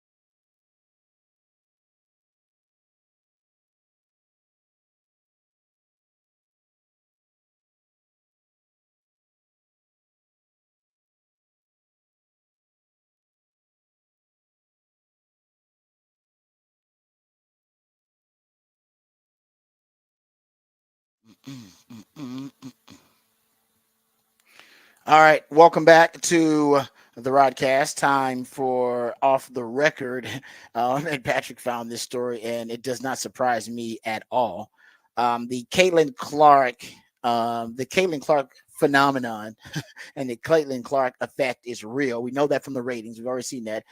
She was the star in the most watched college basketball ever for women. But now, and Darren Revelle is the one that tweeted this out initially. Apparently, a chair Caitlin Clark briefly sat on during the Big Ten tournament. They don't list exactly how long she was sitting on this chair, but a chair Caitlin Clark sat on during the Big Ten tournament is reportedly up for auction. The realist is selling the chair that Clark sat on before the start of the first quarter, and the auction right now. Darren Revelle points out that it is currently, or at least we have it. Yeah, actually, we have the update here. The bidding is currently at $316 for a chair that she allegedly sat in. I don't even know if there's proof she sat in this chair. Do we have proof that she sat in this exact chair? Apparently, there's been uproar is there about sweat it. Still on there? This is a reputable site, so they believe that there's authentication. They've posted on their social media several pictures of her sitting in this chair, and they're saying like that this is the chair. Wow. Yeah. And $316 for a chair. Like I said, and this chair looks like all the other chairs there on the bench there. But we believe that this is authenticated. It's the real one she sat in. It's got the Caitlin Clark sweat on there. That's what you want, right? But you have to assume they cleaned it, right? No, I want the sweat. No, I am paying. I'm aware. I want the sweat. If I want to buy if I'm buying a game worn jersey by Tom Brady or by Deion Sanders, I want the sweat. Look, I want the funk. That's why I'm buying the jersey. I don't want you to wash the funk out. Then why is it game worn then? I don't want that. I want the sweat. I want Caitlin Clark sweat. I'm aware that whoever buys this chair wants it to be gross butt sweat. I'm aware. Well, you put it like that. Yeah, it's gross butt sweat, guys. But if you want to, I get that that's what this person's into, and that's why they're buying this chair. I feel like somebody wiped it with a towel or something at some point. Probably a trainer did. Like, just kind of, And while you're sitting there going like this sweat, and you're like, no, that is assistant coach Tom Bowles' sweat. It's like, it could be anybody's sweat on that chair. It's not like they took the chair out of circulation as soon as she stood up. Hey. It was used probably for the rest of the tournament. Hey, based on the Law and Order episodes I've watched, we could do a DNA swab and find out if it's indeed Caitlin Clark's sweat. If you're that obsessed about it, please don't. Sure please don't. Please don't. Whoever wins this, please don't. But you're right. Essentially, that's what to me. I don't even know. Listen, I don't buy stuff like this. I don't have enough money to buy it, and I'm not really into that kind of stuff. We're gonna see it. We're gonna see it on YouTube and behind you in just a minute. Gonna be next week. Rod's gonna be sitting in the chair. Dude, you know my wife would buy. So think about it. The person's trying to buy this. What's their wife saying, or is it a woman that's buying it? I don't know. Is this a guy or who's gonna win this bidding for this? Yeah, when they have the discussion with their human body pillow that they sleep with every night. They don't have a wife if they're buying this. That's what I'm saying. So is it a dude? And he's got to be a single dude because I can't explain to my wife why I'm buying a chair for $350 that's got Caitlin Clark butt sweat on it. Yeah. She's not gonna empathize with that situation. So is it a woman or is it a single man? It's a single man. Oh, you know what? No, it's a parent. It's parents of a little girl who wants to be the next Caitlin Clark. Yeah, buy her a Caitlin Clark jersey or just a don't. I don't know. That's a great point. Figuring out who actually is going to buy this is probably more fun and compelling than the story itself. Who's the person that's like, I gotta have it? The guy who buys jars of farts. That dude is buying this. You can just be a collector. What if you collect sports items? You want it in your room, like your trophy room? Just a big tin chair with Caitlin Clark with the goat's butt sweat on it. Yeah, but that's what I'm saying is every time someone walks in, they go big tin chair, and you go, yeah, I'm a creep. Would have that. No, they go big tin chair. You go Caitlin Clark butt sweat chair. Yeah, and they go, oh, gross. Oh man, it might be an investment. If Caitlin Clark gets even bigger, that would be that's you can argue it's not a bad investment, but you need her to sign it. You can't just have a butt sweat chair. That is claiming. the creepiest thing in the world. What? To get her to sign the chair is creepy. Caitlin, could you sit in this again for me? Get a picture of her sitting in it and she signs it. I'm trying to up the value for you. All right, so there you go. That is a real story. I thought Patrick had to fact check it to make sure it was a real story. It's a real story. So that's how big Caitlin Clark is, man. Butt sweat chair going for like $350. That's pretty badass. It's not even over yet. You're right. How long is this auction gonna last? We got 24 hours here. Let's see. What does it say left on there? You know deadline is the 7th. So 9 a.m. on the 7th. So there's still 2 days and 11 hours. I bet there's some creeps who are like, I can't have my name on this all weekend. I got to bid on this at the end. It's going to go over the end. Yeah. Take my name off. When does she play again? When does she play again? She plays again tonight.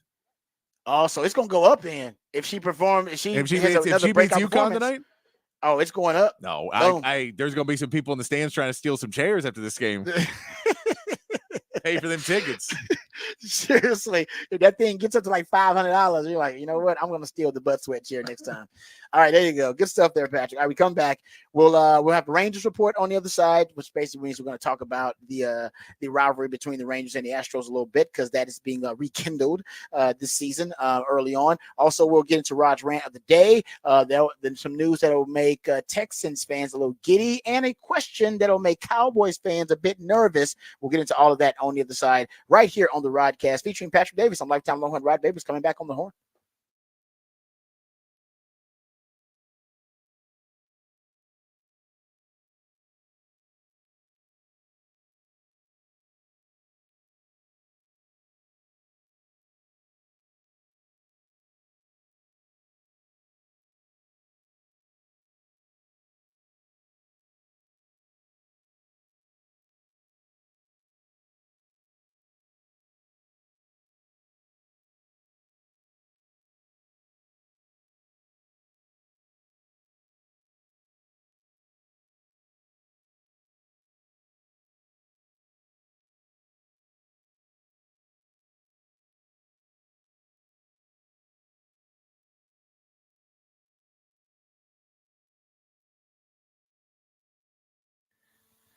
Hey, what's up, folks? Lifetime Longhorn Rod Babers here. If time is money, my friends at Apple Leasing are in the business of saving you both. They're going to save you time and save you money. They're also going to find you tremendous value, and that's the beauty. And also that right now is the business model, really, of my friends at Apple Leasing. That's why they've been doing business here in Austin for almost 40 years, because they do it the right way by taking care of their customers and making sure that customer satisfaction is their top priority. Apple Leasing has the ability to put you in any make or model vehicle that you want. The pros at Apple Leasing can help you get the price you want, the payment you want on the car that you want. And all it takes is one phone call or one click on Apple Leasing's website, and you'll get a quote on any make or model vehicle that you want. They can even give you an estimate on the value of your trade-in right over the phone. Apple Leasing's simple interest, easy lease. It's just that. It makes things simple and easy. It's going to allow you to have a lot more flexibility, which is going to give you more possibilities and options to help you find the vehicle that fits you best, but more importantly, the vehicle that fits your budget best. Inflation is affecting everybody and everything, right? It seems like everything's overpriced these days, and leasing actually can be a great way for you to find value there. It seems like that's the word of the day, because when you're leasing, you're only paying for the part of the car you're actually using, and that's the value my friends at Apple Leasing can find for you. So give them a call today at 512-346-9977. That's 512-346-9977, or visit appleleasing.com. That's appleleasing.com.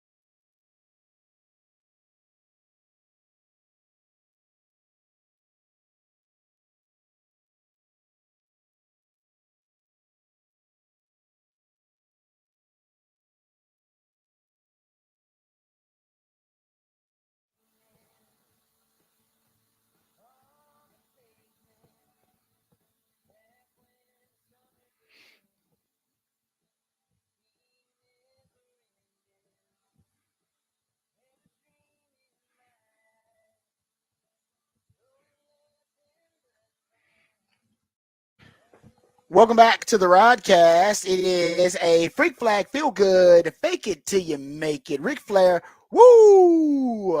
Football 512 Friday edition of the Rodcast featuring Patrick Davis. He's the Idealionaire, comes up with all the musically themed days of the week, and the 512 Friday is one of my favorite as well. That's when Patrick plays jams from local bands and artists, very talented human beings that you have a chance to hear live right here in the ATX. Kind of like this jam, Patrick. Who is this? What we jamming? This is the West Texas Exiles, and they're going to be playing Saturday at Saxon Pub.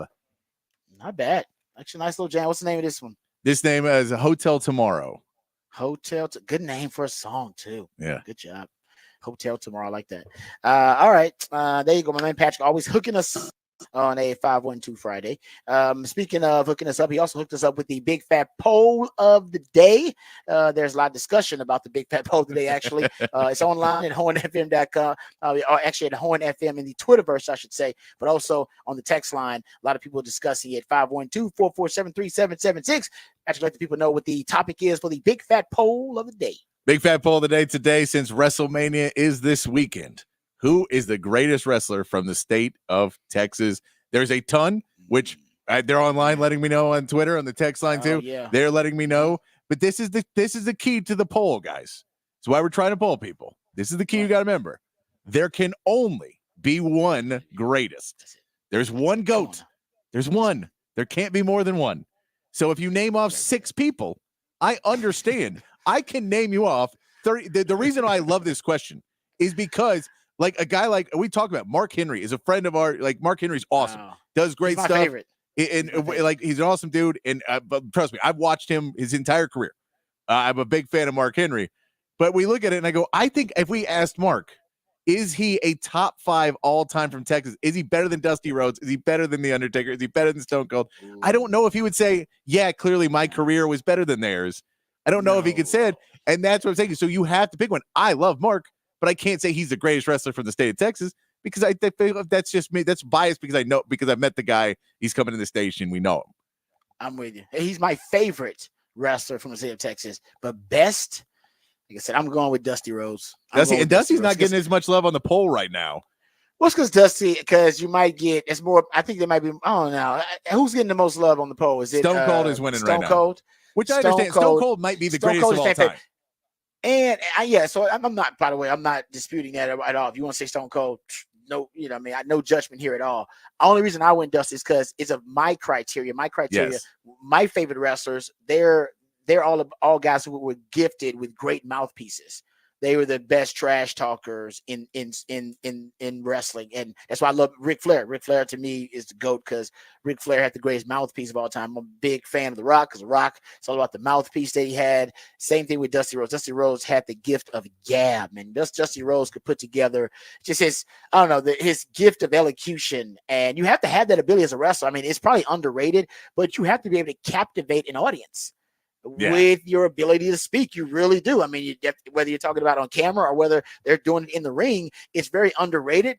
But I think the all-time greatest wrestlers, a lot of them, they do have that ability. And essentially, it's just public speaking, which is the second biggest fear among Americans, top 3 biggest fears of Americans. And they go out there and they can speak publicly and they can do it in a dramatic way. That's why Dusty Rhodes, to me, man, his promos are just amazing. I think that Stone Cold, I don't know if he had a great gift of gab. Like I don't know if he had a great mouth. He did. It was okay. It wasn't. It's different. It's different. But he did. It's not elite.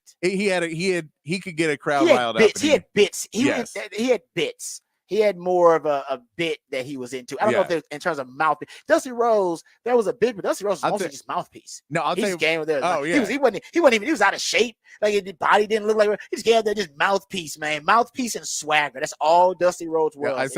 I'll tell you what. I'll tell you in the last segment, we come back. If I can find it, I will go pull up my old Instant Serious intro. That's like 20 to 30 seconds of Dusty starting off the show. I'll try and pull that out for the last one if I can find it to get you pumped up to get ready for the week. Bro, we're getting ready for the weekend. It's Friday. We'll see. I'll see if I can get that for the end of the show. No joke. I've always said I think Ric Flair could have been a motivational speaker, or I think he could have been a televangelist. Yeah, and I think he would have been just as famous and he'd have made just as much money. He probably would have probably be in better shape now if he had chosen those paths, honestly. But because he has that ability to captivate an audience with his gift of elocution. Yeah, like so superstar Billy Graham, which is an influence for a lot of big guys. He literally was like, he came up because he was going to be a televangelist or a professional wrestler. Really? Yeah. I didn't know that. Yeah. I mean, it does, when they start speaking on those promos, when they just get into these long soliloquies, it does kind of feel like it's a sermon. when they're going to work there. Anyway, good stuff there. The Big Fat Poll today is always an interesting conversation. Patrick will get you caught up with the Horn headlines here momentarily, and then we got a Rangers report. We got a Raj round the day. I also want to get in these two stories about the NCAA. The NCAA trying to be a little bit more progressive. It may be a little too late for all of that, but also there's another story about the future of college sports. There are reports that there are talks among some decision makers behind the scenes about a super league in college sports, and more about to separate from the NCAA. What would be the plan going forward? And one of the plans is this super league that's being discussed by some of the decision makers. So we'll get into both of those stories. Before we do, let's let my man Patrick hit us up and inform us with the top stories of the day from the Horn headlines. All right, your Horn headlines brought to you by Top Gun Rentals and Lawn Equipment. Texas baseball dropped the first game of their series against BYU last night, 7-5. With the loss, LeBaron Johnson Jr.'s record falls to 1-3 on the season. There was a bright spot, though. Freshman D. Kennedy putting up a solid 3-hit, 3 RBI game, but it was not enough to overcome a consistent BYU attack. Texas softball starts their series against number 1 Oklahoma today. Number 4 Texas is looking to upset the softball powerhouse, who the Longhorns have not beaten in a series since 2009. The highly anticipated matchup should bring lots of hits, featuring the two teams with the highest batting averages in D1 softball. In the NBA, the Mavericks took care of the Hawks 109-95, with PJ Washington adding 19 points and 8 rebounds. However, a tight Clippers win over the Denver Nuggets means the Mavericks did not gain any ground on the 4 seed. The Houston Rockets could not hang on against the Warriors, losing 133-110, pushing them to 4 games back from the 10 seed and effectively ending their playoff hopes with only 6 games to go. And in Major League Baseball, the Silver Boot Series kicks off today with the Rangers hosting the Astros in Arlington. Game 1 will feature a young pitching matchup of Cody Bradford versus Hunter Brown in a series rematch of last year's electric ALCS. The Astros took the Silver Boot Series last year 9-4. However, the Rangers won the LCS on their way to the World Series victory. The game is set for 7:05 with a pregame starting at 6:30 right here on the Horn, and that is your Horn headlines. All right, thank you, Patrick, for the Horn headlines. We appreciate that as always. All right, a few stories that I want to hit here while we got some time. We'll try to just mash in as many of these stories as we can here at the close to the end of the show. So the NCAA has a new president. Most people don't care, so don't even know they have a new president, Charlie Baker. He's only been in that position for a little while, but he's already suggesting some kind of groundbreaking changes for the NCAA.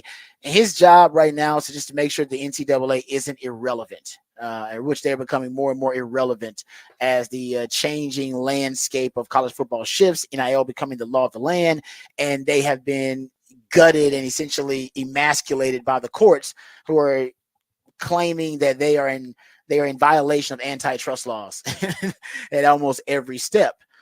So his job is to try to make sure the NCAA is still a relevant institution. And it's right now, it's as weak as it's ever been. The NCAA has never been this weak. They can't enforce their own rules. The federal courts are against them. The free market has now swept in. And I always throw out there, the NCAA was a dinosaur, and the problem was NIL is the asteroid. It could easily finish off the NCAA as we know it.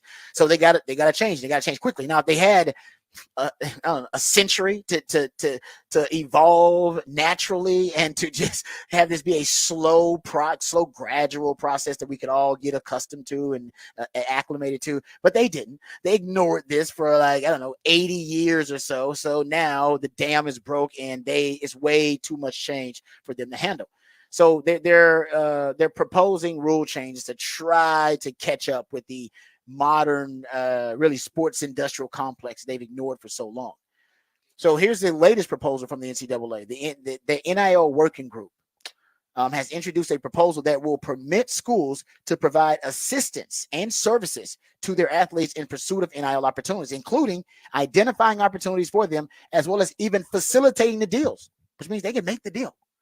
So the school itself, the University of Texas, can go out to a directive, which is just one person with a lot of money and one booster, one donor. That's a directive, a sugar daddy or a sugar mama, or a collective, which is a group of boosters or donors who pool their money and go make a business deal. Or you can go to a corporation, by the way, which is also, you go to a straight up corporation and you say, hey man, y'all want Arch Manning y'all want him to endorse y'all's product for NIL?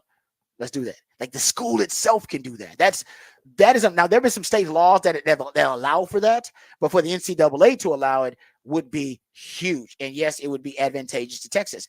Now you combine that with what we learned, what was this in February, where the federal judge in Tennessee granted a preliminary injunction that prohibits the NCAA from punishing any athletes or boosters or programs or institutions for negotiating NIL deals during the recruiting process or while they're in the transfer portal, i.e. inducements, right? Basically being able to sit down with a prospective student athlete, whether from the transfer portal or from a high school, and go, all right, we can offer you $500,000.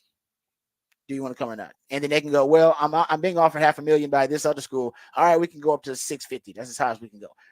We can get you $650 million in NIL deals. Are you cool with that? Like, that's now the conversation that can be had based on this preliminary injunction. Now, it is temporary, but there's no doubt about it. The injunction, it's not a final ruling in the case, but it is a message in the case, because the judge who decided on the case said the NCAA's prohibition likely violates federal antitrust law and harms student athletes. So the courts are against the NCAA in most of these cases.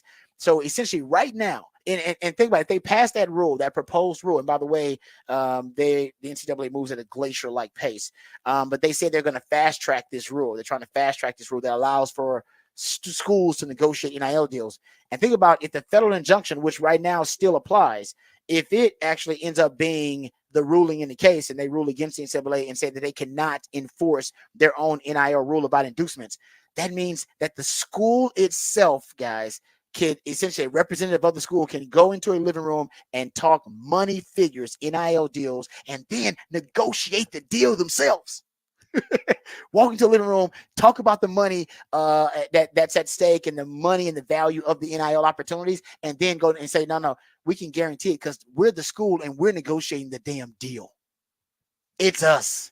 There's no more middleman. They're cutting out the middleman of this thing. Wild, I'm telling you. And by the way, it's all advantageous to Texas. Texas wins here, but it's just another result of the NCAA's desperation their desperation to be relevant.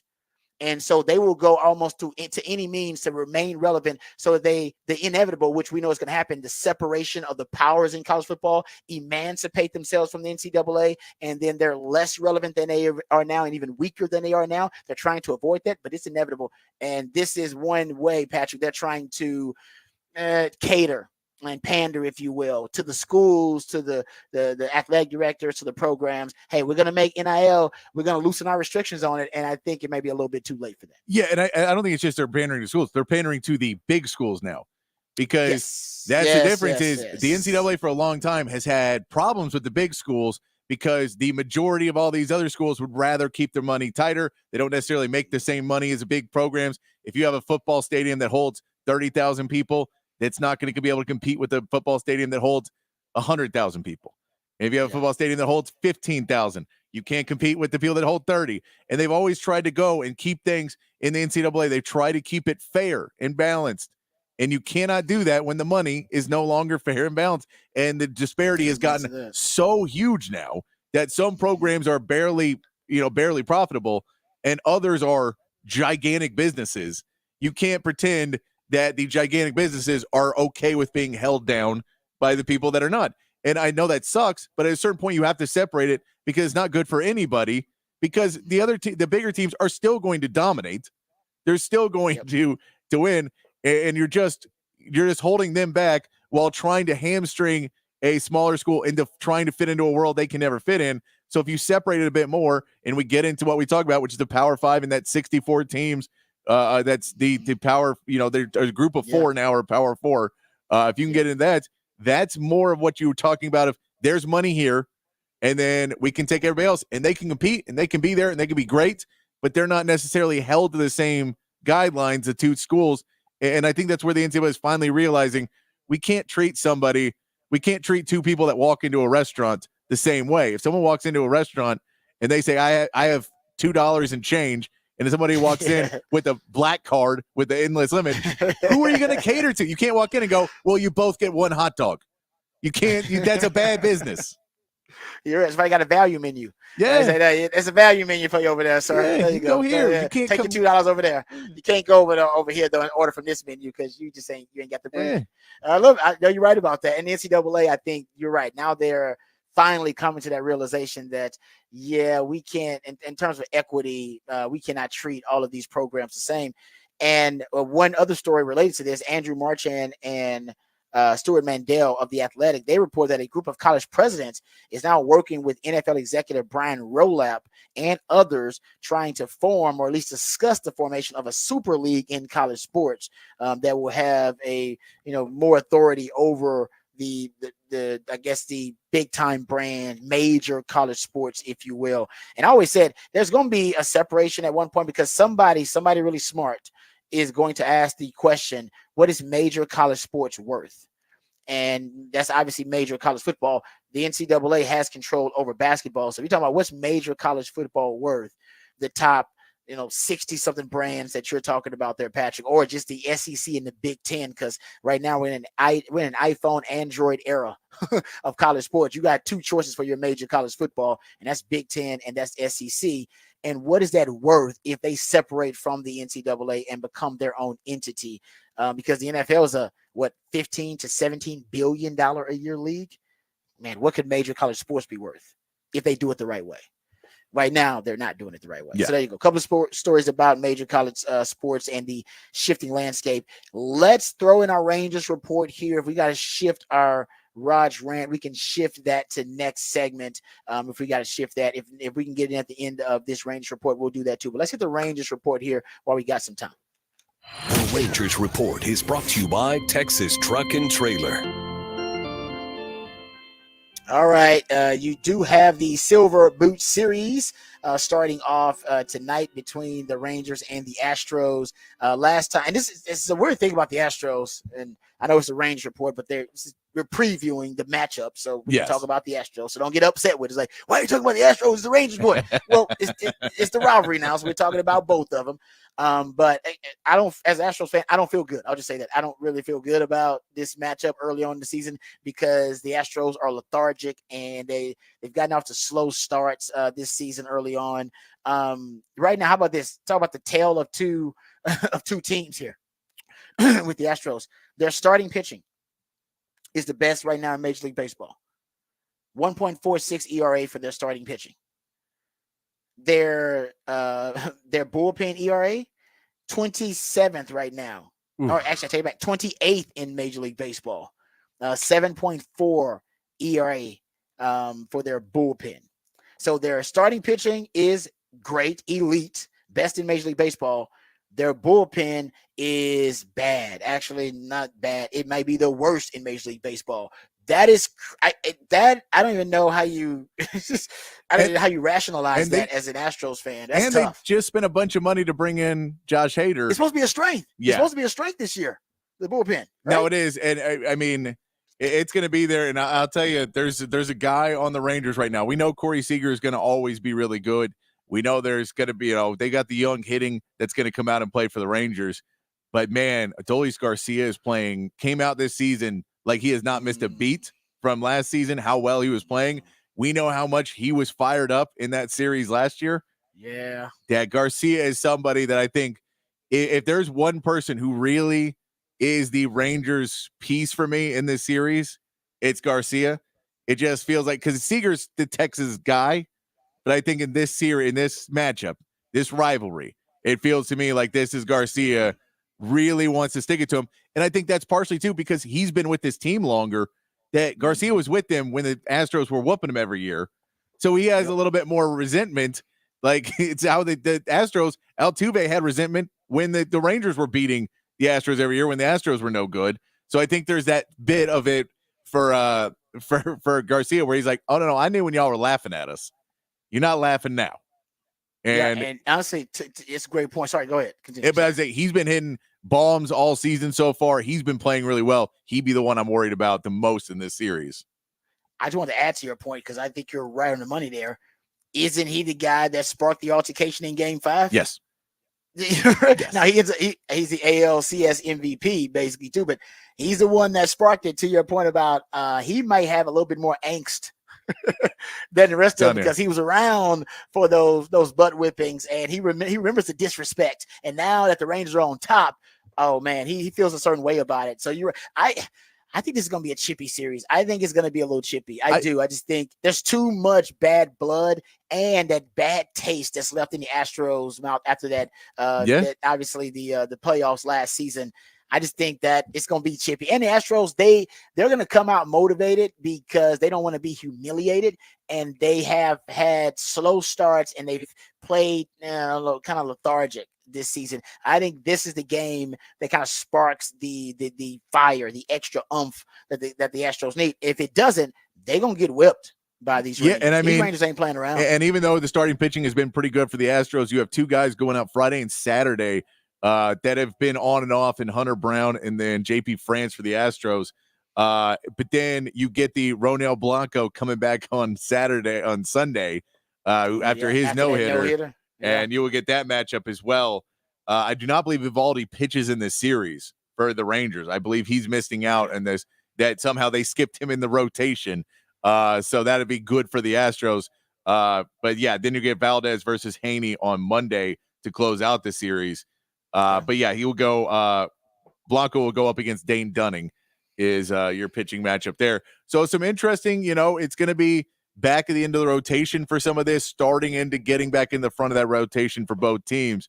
So it'll be, I mean, it's for the Astros. This is, you have to hope that going back on the road is going to be good for you again this year, that you've been a good road team. And if you play well where people don't like you, you're not going to be liked in Arlington at all. You'll be hated in Arlington. And for the Rangers, this is a huge opportunity for the Rangers to prove that there was zero fluke last year, that there is now the better team in Texas is the Rangers. If they come out and dominate this series, win 3-1 or 4-0, win the series, then that is put your foot on the gas. This is not a conversation anymore for those guys to give them a huge boost of confidence as they're starting off their season. I totally agree with you. And I think right now, and we'll see how it plays out and how heated and how competitive this rivalry is. Now that last time they played was Game 7, right? The ALCS. Yeah, this is the first matchup between these two teams since then. And since then, the narrative has changed a bit about these Rangers, right? The Rangers now they're the big dogs. I do think this is, like I said, other than maybe Ohio State, Michigan, I don't know if there's a better rivalry right now. And I think if you're looking at the circumstances surrounding two teams in this rivalry coming off back-to-back championships, I don't know if there's any rivalry right now in sports that can claim that. So it's going to be crazy. And yeah, I'm praying and hoping that the weird anomaly that the Astros were better on the road the last season a lot of times than they were at home. I hope that was just some kind of outlier and that does not continue. That is weird. But it makes sense psychologically because the team went through such a traumatic transition. It was their fault, by the way, because the cheating scandal, but they went from being like America's sweetheart to being America's villain. And it was such a dramatic, quick shift. And I think it did have an effect on them psychologically. And I think they had to reprogram themselves to be comfortable being a villain, being the a-hole, being booed, being hated. And I think they went almost too extreme with it and got to the point where they actually now play better when they're booed and hated, and when they're in the, and they're on the road in a hostile environment, and when they're comfortable and they're being loved on and everybody's cheering for them, they relax a little too much, and that's what happens at home as opposed to on the road. So I hope they get past that. Sports psychologists, whatever it is, because that is something that you cannot have. No, you got to be able to play your best baseball at home, steal games on the road. Yeah. Yeah. So there you go. But I think it's the best rivalry right now in sports. So we'll get to enjoy that this weekend with the Texas Rangers and the Houston Astros. All right. We come back. We'll get into Raj rant on the other side. Let's do it on the other side. I want to squeeze in some NBA talks. We got my man Patrick here. We're getting closer to the end of the regular season. So we'll do a quick Raj rant and then we'll do like 5 minutes of NBA discussion with my man Patrick Davis. All that and more when we continue right here on the Rodcast featuring Patrick Davis. I'm lifetime Longhorn Rod Davis coming back on the horn. The Rangers Report is brought to you by Texas Truck and Trailer, your premier truck accessory dealer.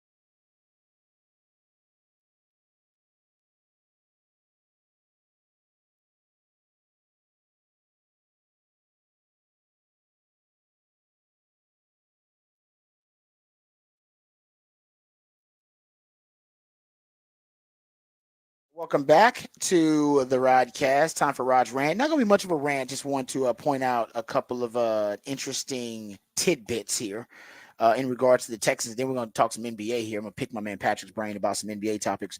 So how about this? Entering his second season, CJ Stroud is third on FanDuel's MVP odds board at plus 1,000. He's actually tied with Lamar Jackson and Joe Burrow, only behind Patrick Mahomes at plus 650 and Josh Allen at plus 750. His plus 1,000 odds to win the MVP award right now would be the shortest, the best odds in the last 15 years for any first or second year player in the league. Yeah. So just so you know, some good money, my good value, word of the day there. Good value in terms of betting on CJ Stroud to win the MVP. And how about this? As of Wednesday, the Texans have gone from 200-1 odds to win the Super Bowl prior to the 2023 season, so prior to last season, to 15-1 odds prior to the 2024 season. That is the third highest jump to 20-1 or better odds in the Super Bowl market over the last 40 years. The only teams that had a bigger leap in and a bit higher jump, I should say, in odds to win the Super Bowl were Washington, who went from 300-1 odds to 8-1 odds in 79-80, and the Cowboys, who went from 250-1 odds to 20-1 odds from 1990 to 1991, right before they go on their dynastic run. So there you go. Not saying that the Texans are going to be the Cowboys of the 90s, but just saying that a lot of people are really high on those Texans. Expectations, though, I mean, that's right now. That's the key. We talked about this, about the Cowboys and the Texans. You know, organizationally, last 15 years, they're pretty close. I mean, they have the same amount of playoff appearances, same amount of winning seasons. I believe the Texans have like one more playoff win, but they're pretty close there. But expectations are really the difference. I mean, expectations, that's the difference between you being happy and you being upset about your state in your life, right? Or whatever it is. The old saying, I believe, is happiness is reality minus expectations. The lower your expectations, the fewer you have, probably the happier you're going to be. The expectations are really high for yourself. That's okay. That's great. But just realize you're not going to be meeting those all the time. And when you don't meet them, you're going to be unhappy. And that's okay. But that's just part of it. One of the best pieces of advice I got was somebody talking about some event or something. And they were like, look, just life's about managing expectations. You walk into events and you say, okay, I'm okay with it being this. This is all I'm expecting out of it. Yeah. And I can have a really great time because it exceeded, but I won't be disappointed. And you just have to, it's all about managing it. And for Cowboys fans, Jerry Jones is very good at raising expectations. He's not great at following through. And Bill O'Brien never raised anyone's expectations ever. You saw the beginning of the season and you went, crap. And you would, like, a player got hurt every year, a major player, like a quarterback, get hurt every year. And you'd be like, well, now we have zero expectations. And you'd be okay and compete. And so your expectations go, oh man, look at that. We're a game above 500. What a great team. Making the playoffs. You're like, making the playoffs. This is awesome. This is great. Yeah. No, I totally agree with you. That is the biggest difference right now in the perspective of those two franchises. Expectations. High expectations. At least there were high expectations for the Dallas Mavs this season. And I don't know if they're living up to them right now. I think they're the 5th seed, if I'm not mistaken. They're the 5th seed. They're 2 games behind the Clippers. They're a game ahead of the Suns and the Pelicans. So they're okay at the 5 seed. They'd love to get home court, though, against the Clippers. And to do that, they're going to have to catch back up. This we say is the Clippers won last night. They were playing against the Nuggets. You were hoping to get that win. The Nuggets are in a hard battle. Nuggets, OKC, and Timberwolves, I think, are all within 2 games of each other atop the standings, the top 3. They got a little bit of distance between them and the Clippers at 4. So you're not going to be able to catch up to the top 3, but you can get home court in that 4 seed. That would be nice in that first round if you're the Mavs. Oh man, that would be fantastic if they can do that. So the Mavs are, like I said, they're still, I think, in it to be a team that can be dangerous if they get to that 4 seed, or even if they without that 4 seed, I think they can be dangerous because of Luka and because of Kyrie. So the Mavs are, and by the way, the MVP for Luka, I think it's dying down. I don't know if it's they're not closing as strong as they needed to for him to win MVP. So I will admit my Luka for MVP campaign probably not going to be successful. I don't know if he's going to win it down the stretch. They didn't win enough games down the stretch, and he hasn't had enough of those standout, kind of marquee moments. Like last night he didn't score in the first quarter. He scored 25 in the second and the 30, but 25-point games are not going to win you the MVP down the stretch. You have to look like one of the most elite players in the league right now to get that. There you go. That's the question then. Is it you just hand it to Jokic, but then Jokic has lost some games late? So do you hand it to Jokic, or does somehow Shai Gilgeous-Alexander? Does Shai Gilgeous-Alexander somehow sneak in there? Just for the fun facts, though, whenever you look at this, of the next American-born MVP, that will not be Shai Gilgeous-Alexander. He is a Canadian. He's in Canada. Yeah, so he does not fall into it. Or do they give it to Tatum because the Celtics have the best record? And I don't think he deserves it, but they could just say, well, that's the leader on the best team, so he gets it. So he could. Yeah, I hope they don't do that. That's that. If he deserves it, great. But I don't hope they just give it to the best player on the best team with the leader on the best team. Yeah, because I wouldn't even say he's the best player. I know that'll be the controversial pick, but a lot of people like Jaylen Brown more than they like him. I think Tatum's a better player. I think Jaylen Brown is way more clutch and way more aggressive when it comes down to crunch time. So I personally, the problem I've always had with Tatum is in the last 2 or 3 minutes of a game, if it's close, he's okay being a decoy. He's okay passing the ball, and then Jaylen Brown's not going to pass it. And I'm like, dude, if you want to be Kobe, that's who you say you want to be, then you need to run up to Jaylen Brown and be like, give me the basketball, and you go sit over there. This is my team. I'm about to go win us the game. Seize the moment. Yeah, and if you don't have that, then that's where I can't. It makes it harder for me to give the MVP if you don't want the ball in your hands. And I get people say LeBron passed the ball a lot. LeBron had the ball in his hands, and then he passed to the game-winning shot. That's a difference of I'm not touching the ball. I'm not touching the ball at the end of the game, or I'm passing the ball at the end of the game. There's two different scenarios just for anybody, because I know there's LeBron haters all the time. You just got to preface things for them. No, you're right about that, too. You'll get that on the text line. But I will say, to your point about the leader, or at least the biggest, he's kind of the face of the best team in the NBA, the Boston Celtics. Man, they right now have the fourth biggest, I brought this up yesterday, fourth biggest net rating difference from the team that leads the NBA in net rating to the second ranked team, which is the Thunder. They have a 4.2 right now net rating difference. That's the fourth highest in NBA history. All the top 8 of the top 9 teams, including the Bulls from 1996, the Golden State Warriors from 2017, they all won the title. And that's what the Celtics right now, they're in that kind of rarefied air of dominance. If you look at point differential, they have the fourth best point differential in NBA history at 11.72. And all the 3 teams ahead of them also won the championship. And the Warriors, who are behind them from 2016, 2017, they also are a champion. So 4 out of the top 5 teams in point differential also champions. They are dominating their competition like a championship team would. The question is, do they have championship pedigree? Yeah, and that's, can they show up? I mean, that's where you look at those Suns teams with Mike D'Antoni and the Rockets teams with Mike D'Antoni, of coaches who say, man, we know how to get the best out of these guys when the game moves faster, when we're playing against lower level teams. We'll blow out teams by 40 because we can score it at a very high clip.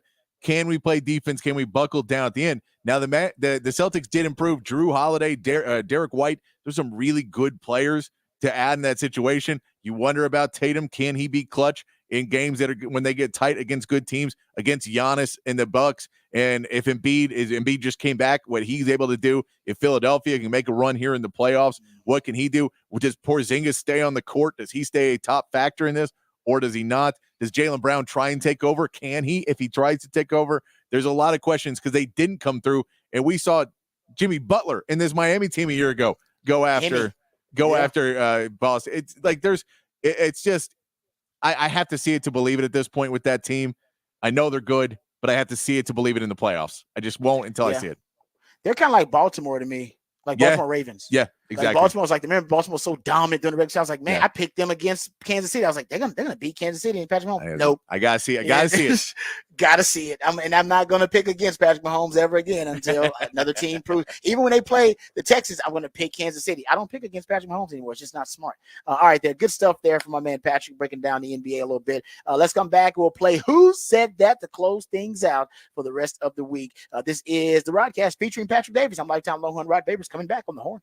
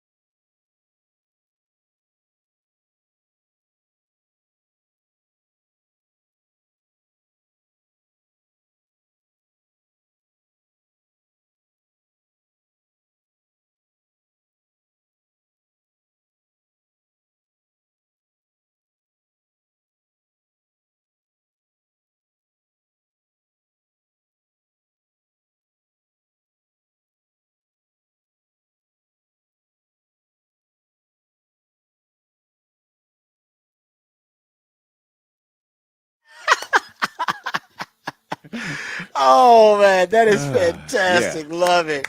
Dusty, I'm saying you telling me that man couldn't have been a great preacher or a televangelist? Oh, I'm telling Oh man, he was up there he's basically preaching anyway. He even sounds like a Southern Baptist preacher sometimes when he's laying down his promos. Love me some Dusty Rhodes, man. Good stuff. Appreciate that, Patrick. Yeah, there we go. A little Dusty Rhodes love. His son's going for the title this weekend at WrestleMania and the big match, and he's fighting The Rock too. And there's all. Are you gonna watch it? I'll probably scroll to. I don't know if I'm gonna watch 2 days worth of it. It is a lot to watch, but it's a lot to watch. Yeah. It's different than back in my day. I remember WrestleMania, but it was not a 2-day event. They're trying to make it like a whole weekend thing. Oh yeah, no, they've had shows on like every night.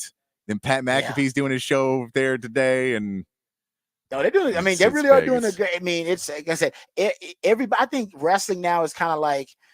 It's like The Simpsons, and this is weird to say. Like The Simpsons, South Park has audiences like this too, where they've been around for so long, where everybody had a phase, where you watch The Simpsons and watch South Park. You may not watch anymore, but you had a phase where you did because it was around so long. I feel like wrestling is like that. Where you had a phase where you were into it, most guys, and then you're like, oh no, my phase was I was a Hulkamaniac. Love me some Hulkamaniac, Ultimate Warrior. You can almost name the WrestleManias that you thought were relevant during your time. And I feel like wrestling is like that, but you're right. Whole new era, man. Whole new era.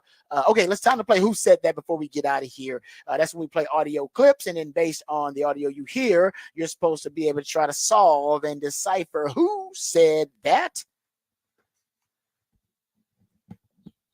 Seemed something was off. Did you get a feel for that's why it was so hard to get kind of footing and into the game the normal way, the usual way? Yeah, it looked like the moment was too big for a lot of players out there. So it looked like deer in headlights a little bit. Either look soft or scared. One or the other. And that's two bad things for a lot of our guys to have, and didn't rise up to the moment like I thought we would. Now, there you go. Who said that? Ime Udoka, the new Rockets head coach. Got the Rockets playing with a different brand of toughness. He was a little disappointed in their effort versus the Golden State Warriors, I mean, it's a lot on the line. They're playing for a play-in spot, and the Warriors are also playing for their playoff hopes, right? I mean, they're playing for the same spot. That's a playoff game. So they won that. They're 2 games behind with 6 to go. They can come in and get back into that. They lose, they're 4 games behind. So that was a big game that basically he knows ended their season there. That was it. Yeah. But they improved a ton this season, the Rockets did. Yeah, he wanted that play-in appearance. Though, he wanted some dogs. He didn't have the dogs. Verify. He didn't have the dogs for it because that was a playoff game, basically. Yeah. That was a playoff game. And Golden State knows about some playoff games. That's what they play like old heads play like it. Hey, Patrick, great job as always, brother. You killed it. You're the real MVP. Thank all you guys out there for listening. Really appreciate all your participation. Remember, the revolution will not be televised. We talk about it right here on the Rodcast. Everybody, please enjoy your weekend. Enjoy each other. Be kind to one another. And remember, we love you guys. We mean that. Until next time, peace and hook 'em.